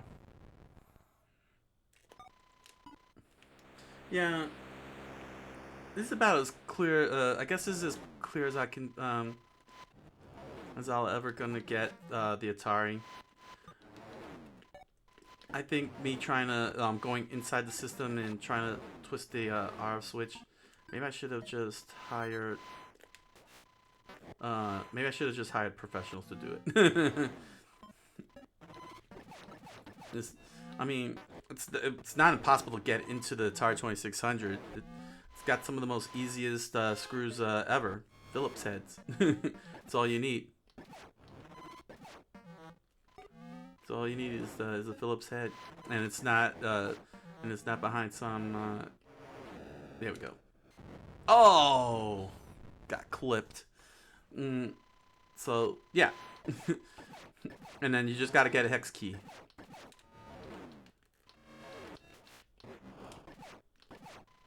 To twist into that RF box, but I think maybe I overdid it. I mean, it looks fine, honestly, but I just wanted that absolute clarity. You know what I'm saying? Like, really have a good level of clarity. Here we go.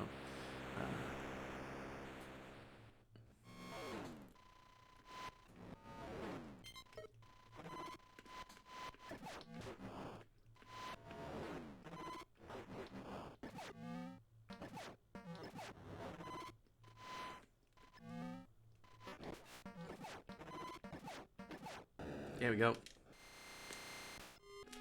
Ah, dang it.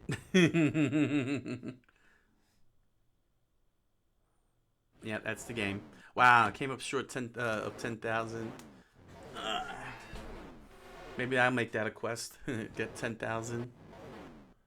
All right, let's jump into the next game here. I'll save Haunted House for last, or maybe not. Here, Maze Craze. Here's Maze Craze.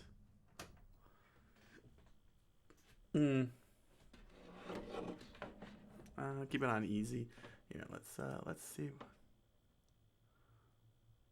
So yeah, I think it's safe to say. Oh, you know what? Actually, is this wide enough? Let me see how it looks on there.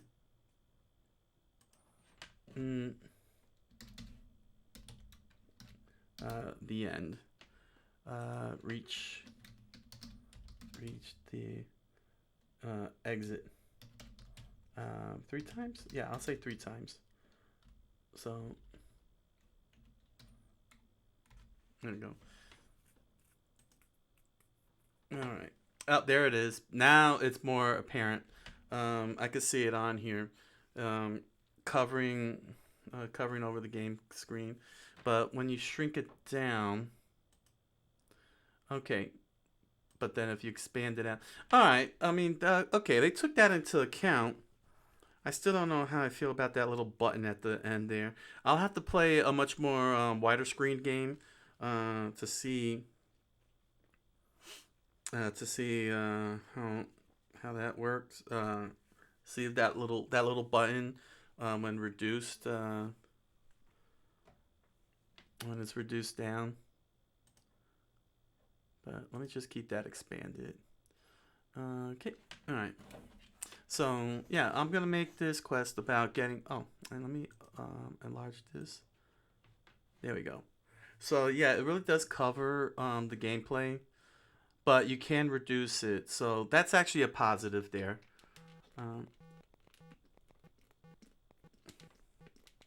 I think maybe I should switch game modes.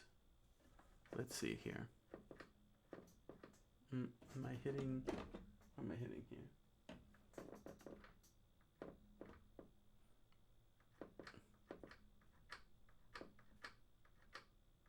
Uh-oh. I think that's on me here. Yeah. I think it's the way I put it back. I may have to fix that up. Because I'm pressing down and it's like jumping all over the place. Ooh, look at all that. But I want those squares. That's why I'm switching. Now it's 2-player. You know what? Reset.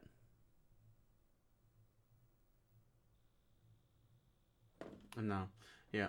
You know what? Just turn it off. 5 seconds. There we go. 2, 3, 4. There we go.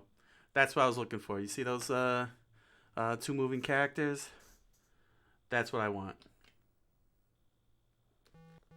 So now I gotta avoid them while I get to the exit, which is...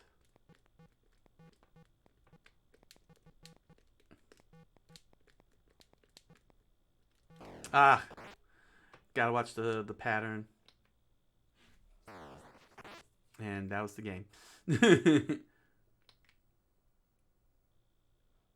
Alright, here we go. So the reason why it does all that flashing is because it's generating the field. Think Minecraft.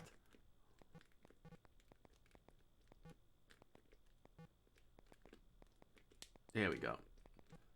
And I don't have to worry about them.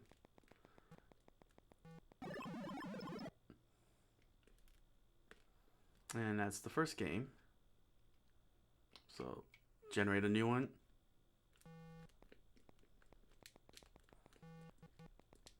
So yeah, we're kind of like meeting each other at the halfway point. So you gotta really brainstorm when to really get away from, you know, not get spotted. Well, not so much spotted, but just come across them. Here we go. So that was what, 2 now? So I gotta get to 3. Ah. Ooh. Ooh. Okay, here we go. Done.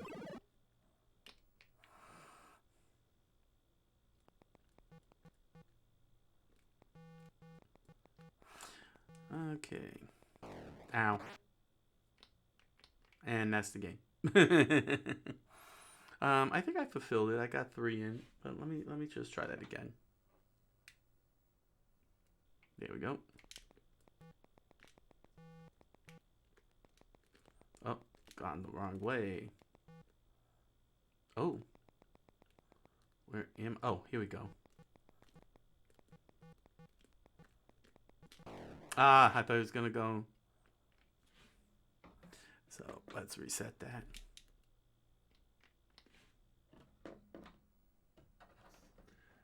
Ah.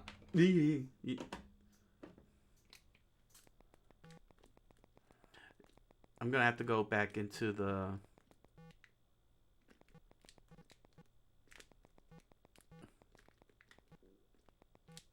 Oh my gosh, this is nuts. Oh, I have no chance. I'm trapped. Oh, he got me. Yep. Let's try again. Woo!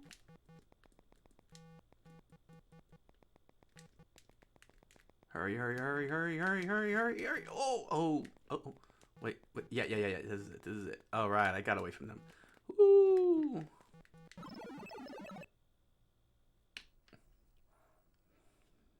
Here we go. 2. See here, go for 3. This is number 2. Uh-oh. Dang it. Ah, he found me. Dang. Yeah, I think I gotta reposition this stuff here.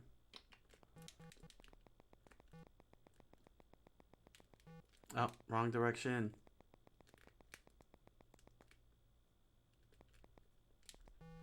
Okay, got it. This is it. Haha. Got it. Number 2. This way.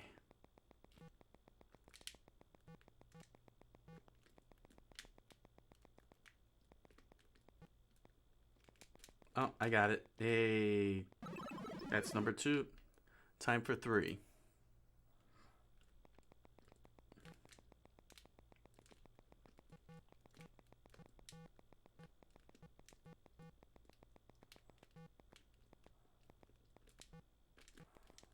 Oh, why did I go down there for? Dang it. I don't think I'm going to fulfill this quest.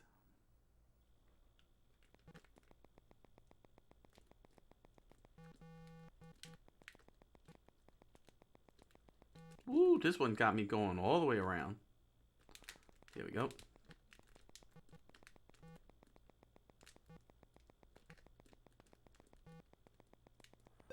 Dang, that was crazy. Here is number 2.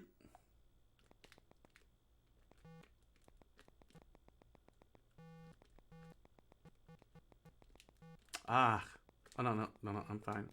This way. Yep.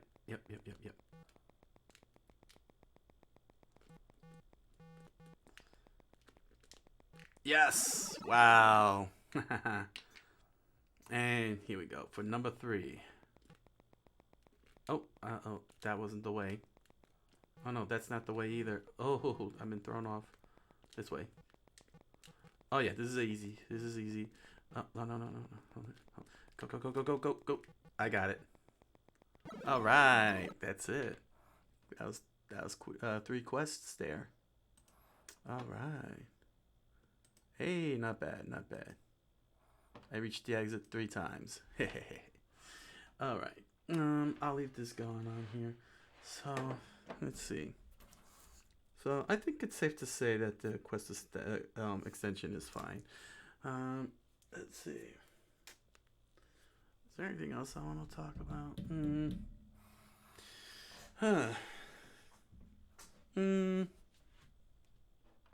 Let's see. I talked about the writing,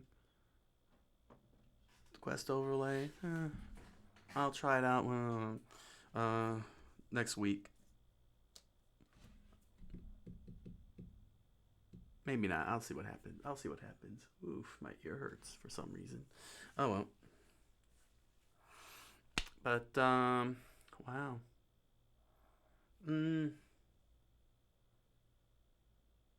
Yeah, gonna jump into Haunted House and Berserk. But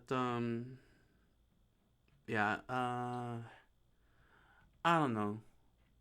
It feels honestly, it feels weird, telling people to hit the subscribe button or the follow button.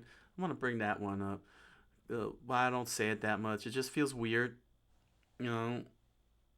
It's like, I don't know. I mean, the YouTube videos that like to give this advice and such, they talk about how people need to be reminded for some reason. I can't remember how they explained it, but it just felt strange that that people wouldn't that people have to be reminded. It's like, don't they know that they can do that, and they would do it if they really are interested? Do they need to be told to hit the subscribe button? And I don't have those those little emojis or whatever those little overlays are that has the little finger that go up and clicks on the subscribe button or the like button and such, saying join the show and such.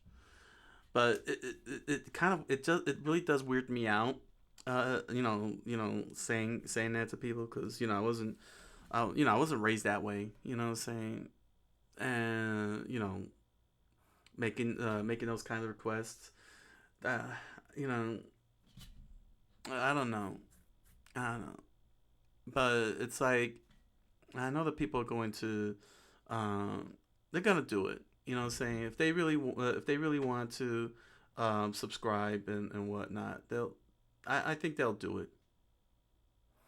They'll do it, and they'll be happy. I'll be happy. And that's up to them. They gotta choose that. Me, bringing it up and saying, oh, you gotta do it. Do this. Don't forget to do that. It's like, if they were gonna do it, they would have done it already. Honestly, I mean, let's be realistic here. People wanted to follow whatnot. They would have done it already. They just want to watch and relax and such. And I'm fine with that. That's all I ask. Just watch. You entertained? Great. If I fail in entertaining, I'll get better. That's all. You know what I'm saying? But yeah, I know the whole purpose of getting followers, subscribers, and such. It's a much bigger thing and whatnot. But I mean, if you ask me, do I want followers? Yes. The answer is yes. I want followers. Do I want subscribers? Yes, I want subscribers, but but it's like, why do I have to tell them? Why do I have to remind them? You know, saying they know. My feeling is that they know they can do that, and when they want to do it, they'll do it. Why do I have to tell them? Why do I have to remind them? You know, I, my, I know my audience is not stupid. You know what I'm saying? You know, that's my opinion. You know, my audience is not that dumb. You know, they're not dumb. They know they can hit the follow button. They know they can hit the subscribe buttons. They know they can hit likes and subscribes and all these other things. You know what I'm saying? It's whenever they want to. You know, when they feel like it, and and I, you know, and I gotta respect that. You know, that it's their call. You know, I could tell them 1,000 times and they're still not gonna do it. If they're gonna do it, they'll do it when they're ready. You know what I'm saying? I know it's a weird tangent I'm going on, but you know, I've seen people on YouTube, especially in comment section, complaining about people, begging to strike hit the subscribe button, punch that, you know, saying that, those making those comments, and it's like, and I feel, and it's like, okay, you got this side of the opinion, you got this side of the opinion. It's like, what's right? What is the best way to go about it? What's the best way to go about it? You know what I'm saying? Without coming off asinine or condescending or begging, or desperate.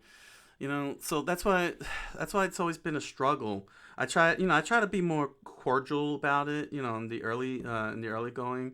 Just tell people you're invited. You're cordially invited. To follow and subscribe. You know what I'm saying? Like, not come off forceful or desperate or anything. Just, welcoming in that sense. But even that, I was getting tired of saying it over and over again. So my feeling is, if you want in, do it. If you don't, hey, just stick around and keep watching. Your follows are just as not your follows, your views. Your views are just as equally valid as the follows. You know, you know. I'm happy.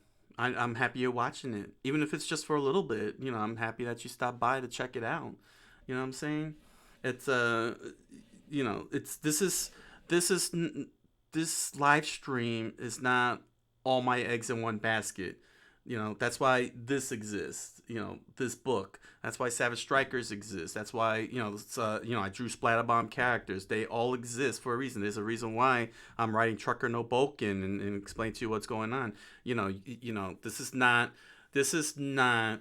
the center of of the mission. You know what I'm saying? This is not the center of the mission. This is a complement. This is supplementary. This is another cog in the company, the company mission of breaking into Japan and such. To garnish customers and whatnot. This is not the end all be all of what's to come for Coqui-san LLC. Um, so that's why I stopped worrying about, stop concerning myself saying, hit that the subscribe button, and hit that follow button, or hit the like button, or whatever. You know what I'm saying? Because at the end of the day, y'all probably more interested. For all I know, you are all more interested in probably wanting Savage Strikers to play than anything else, and then I want to try and deliver on that. Or maybe you guys want like posters or stickers of Splatterbomb characters. Maybe something like some kind of merch. Say merch. Saying you probably more interested in that. For all I know, saying, the customer, I don't have customers speaking to me about what they want, but the point is that, excuse me. The point is, though, is that I don't have uh I just don't I just can't see myself doing that when I know, my customers, my viewers, um know what to do. They know what to do, and they'll do it when they're good and ready. You know what I'm saying? When they're good and ready and they want to do it, they'll do it. Yeah, they don't need to be reminded over and over again. They're not stupid. You guys watching are not stupid. You know how these things work, and you know what to do when you're ready. And I'll be ready to welcome you all in, and see what we could do to build a nice little community out of this whole thing, this whole venture. So you all can have fun and enjoy everything that is my products, my merch. You know what I'm saying? So that's why if you're wondering why I don't say it that much, that's why. I just have a weird it just weirds me out, and my viewers slash customers are better. You know what I'm saying? Well, I'm not saying they're better than your customers and viewers. I'm saying that they're not dumb, they're not stupid. They know, they as of now, at this point, with the internet, they know how it works. Okay, they know how this whole thing works, and they don't need to be told over and over again or reminded over and over again. You know what I'm saying? It was totally understandable in the opening years of YouTube in 2005, because we all didn't know what the heck a YouTube is, and what a YouTube does. But now we all know. We all should know at this point. You know what I mean? We all know. We know how the game works. We know how this whole thing works, and there's no reason for us to uh, you know continue on with this. Well, at least from my channel, there's no need for me to do it. Not sure a lot of you are gonna disagree, and that's fine. Disagree, you know what I'm saying? Disagree. You're more than welcome to. You know what I'm saying? You know, share your thoughts, your opinions. You know what I'm saying? This is a forum. You know what I'm saying? So to speak. You know what I mean? Not a forum, but you know, you know what I'm saying?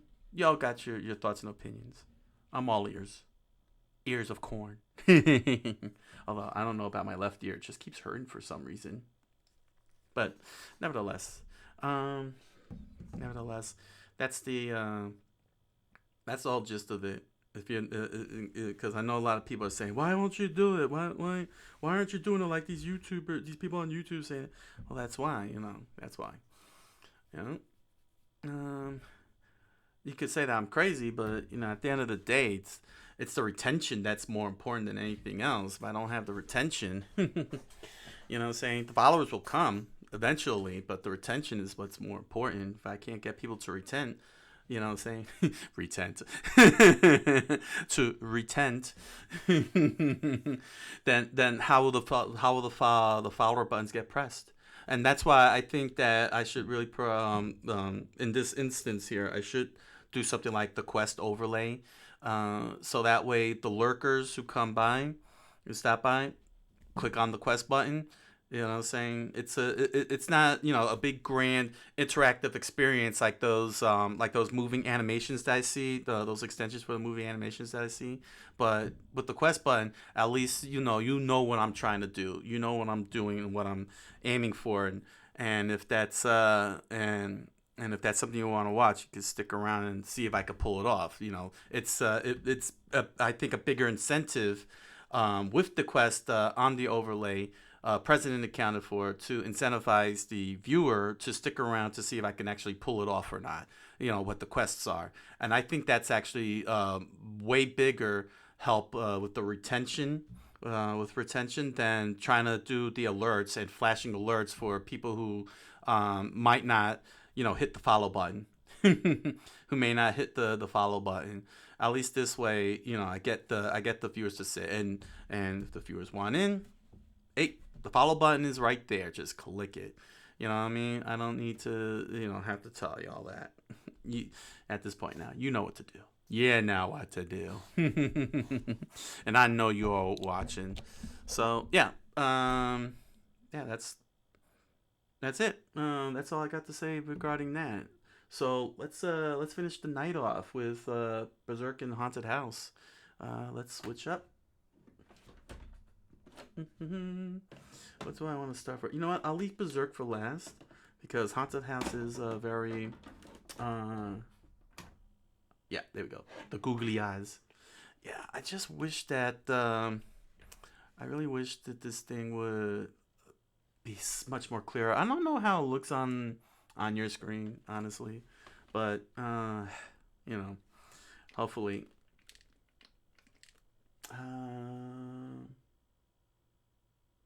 Yeah, there we go.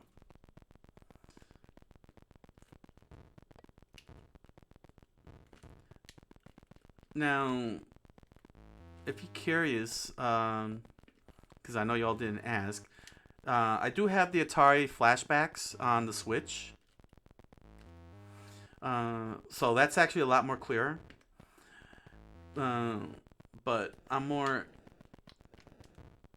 kind of more interested in playing the old school Atari, the actual thing.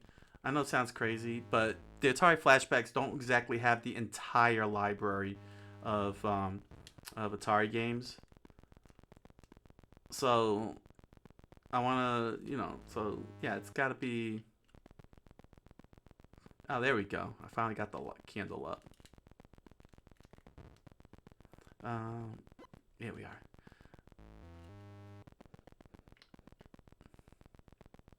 So yeah, because then that means that having it on the Switch, that means that the game is clear, very clear to see. Got the clarity.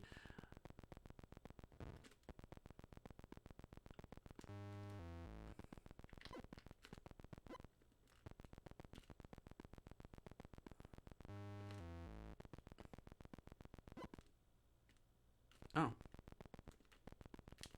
hold on a second here. All right. If I remember correctly, haunted house, I'm supposed to collect stuff.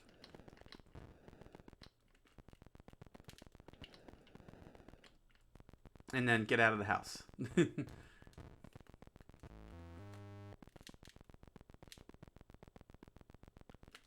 But I forgot what I was supposed to specifically get. I think it's supposed to be the key.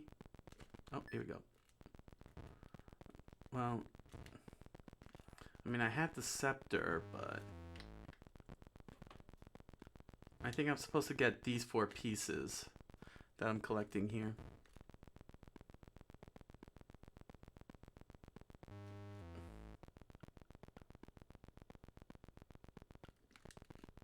But yeah, the Atari Flashback doesn't have all the games.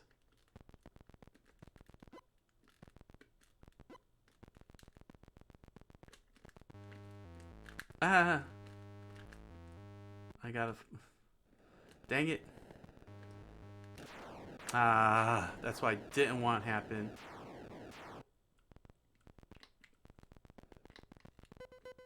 There we go.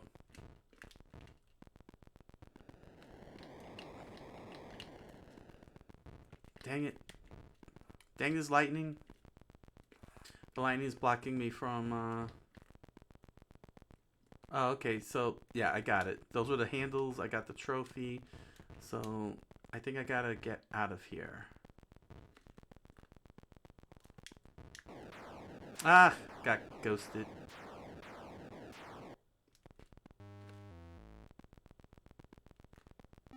There we go. There's the exit.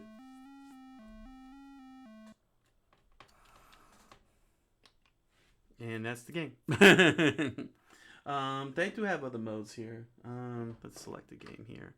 Game 2, 3, game 4. I think the highest one has...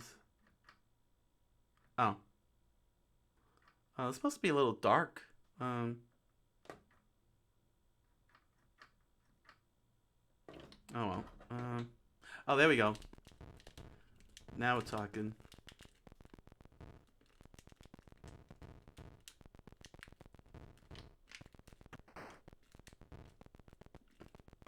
Pitch black.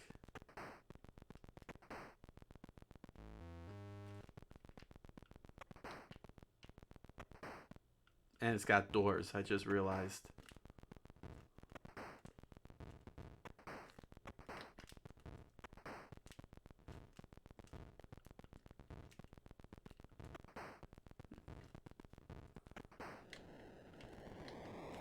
Oh. We had some lightning.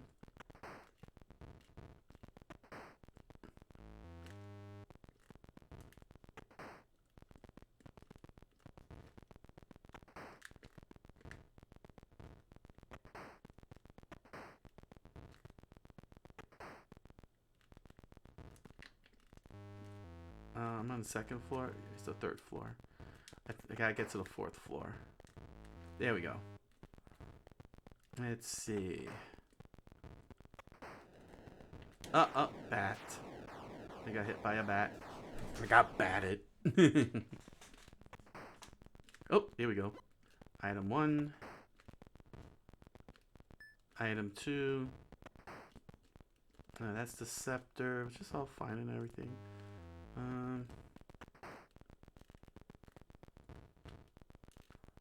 Let me go back to...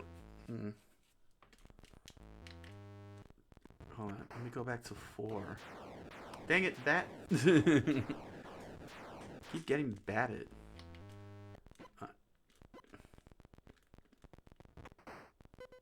There we go. Now to get out of here.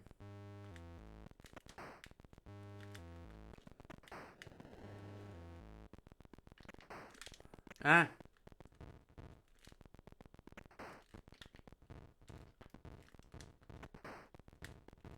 Nope. No, those are the stairs. Where's the other exit? There we go. All right. All right. So that was haunted house. I know it's not much, but I think I'm gonna do a full show. Like really dedicating a little bit more time rather than like these 15 minutes kind of things. Probably go 30 minutes a game. Here we are, Buzzark. Woo, my fingers are hurting. All right, so here we go. This is a game where touching everything literally kills you. There's literally everything out here in space. Rick and Morty out in space. There's literally everything out here in space, Morty. Dang. Ah. Oh man, he just kept continuing. Wow. Well.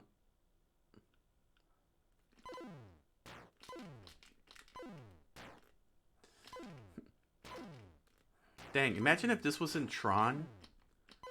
How scary would that be? And you die like die this way, and you can't even touch the walls. You watching, you know, the programs running around, trying to avoid the walls, touching those walls, avoiding all these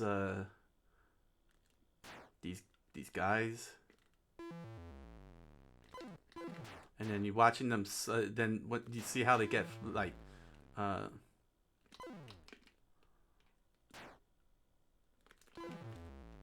when they get blown up. You know what I'm saying? I mean, that looks painful. Just let them all die. They're that dumb.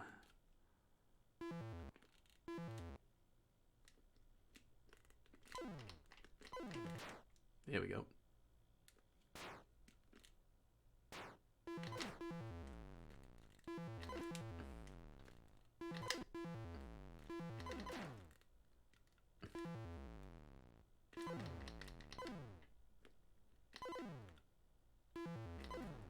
Woo. Ah. Dang, yo. You like get zapped in Tron, you touch that wall and you're like screaming bloody murder.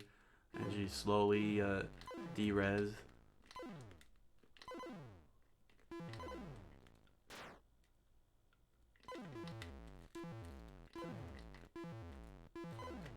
There we go.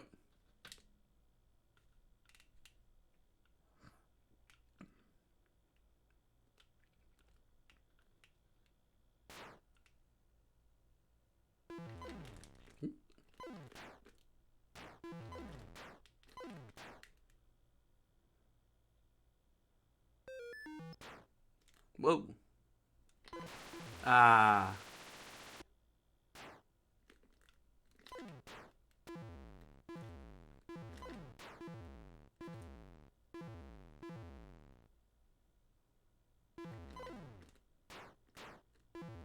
Oh.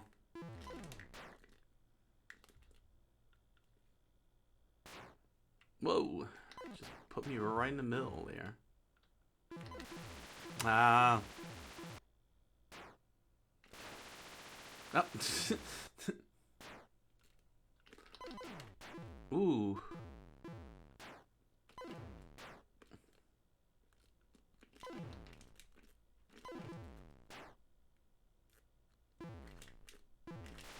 Dang it. 2,910. That's pretty cool. Yeah, I remember seeing this this short with Emilio Estevez. It was one of those anthology movies. That's crazy. He was like trying to beat this this video game that he got obsessed over, and then bad things happen.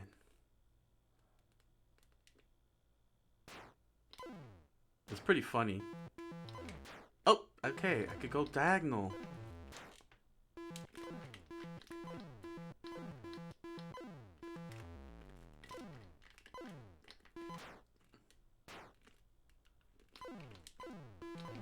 Dang. There we go. That's tough, trying to get this point diagonal.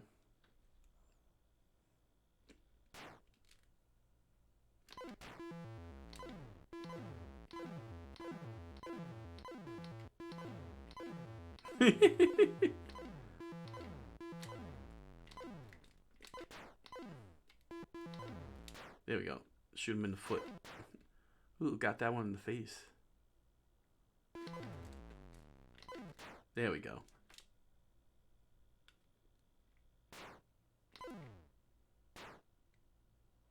That's right, walk right into the wall. You and your happy face.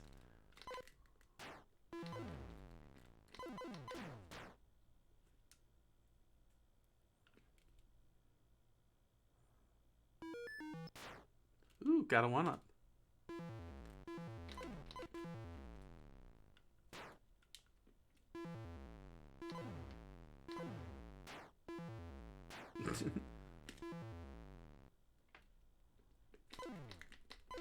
There we go.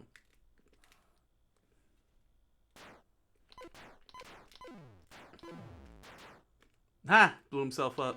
Blew his own guy up. Let me go to the right. You know what? Let me go up north. Let me go up to the top here.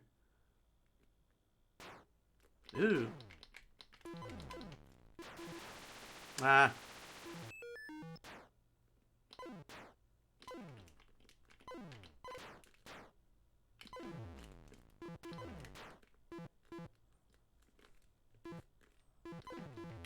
Ow. Ah, come on. It just spawned me right on top of this guy. Oh, hit me in the head. Dang it. Wow. Hey, bested my score. 2,760.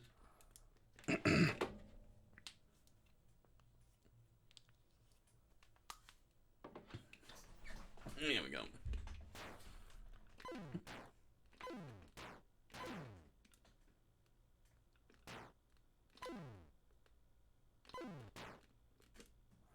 Let's go down.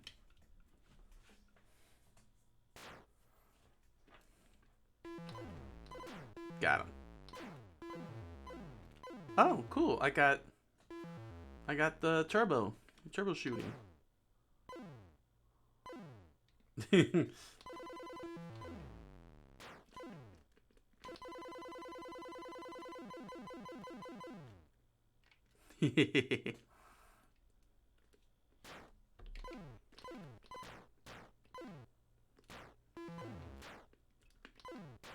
Oh, okay. Oh, okay. So I don't have to. Got it. All right. I thought I had to keep holding the direction and fire. I didn't have to do any of that. Ow. I got points for that one for him touching me while I was frying. Oh, come on. Oh. Dang it. away from that room.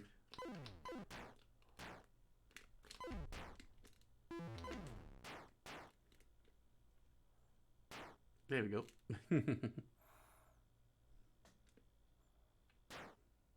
Yikes. Whoop. Ah.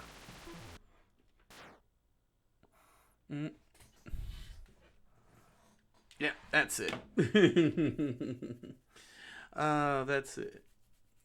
All right. Well, that was fun. I hope this helped. I hope this helped out for all of you interested in my channel. Interested in. If this was interesting, I hope it was all interesting for you guys. And I hope you all join me more often than not. The on these live streams. So that's gonna be the game plan regarding Splatterbomb Lounge. I'm gonna check after I finish Final Fantasy VII to see if I want to roll back and bring the general gaming back to the show, and I'm gonna keep the quest overlay. I don't think it's that overly intrusive, so it might not be too bad. So that way I can give you guys some interactions and such, and you could be able to have a little fun interacting. I wish there was a little bit more, in terms of interaction. But I've noticed that some of the stuff, some of those extensions require some to be affiliate or something. So yeah, that's not fun. So keep an eye out. See what happens. So weird. My ear feels weird. Don't worry about my ear. That's on me. All right. So with that said, I thank you all for joining me, and I wish you all a good night, buenas noches, and oyasumi nasai.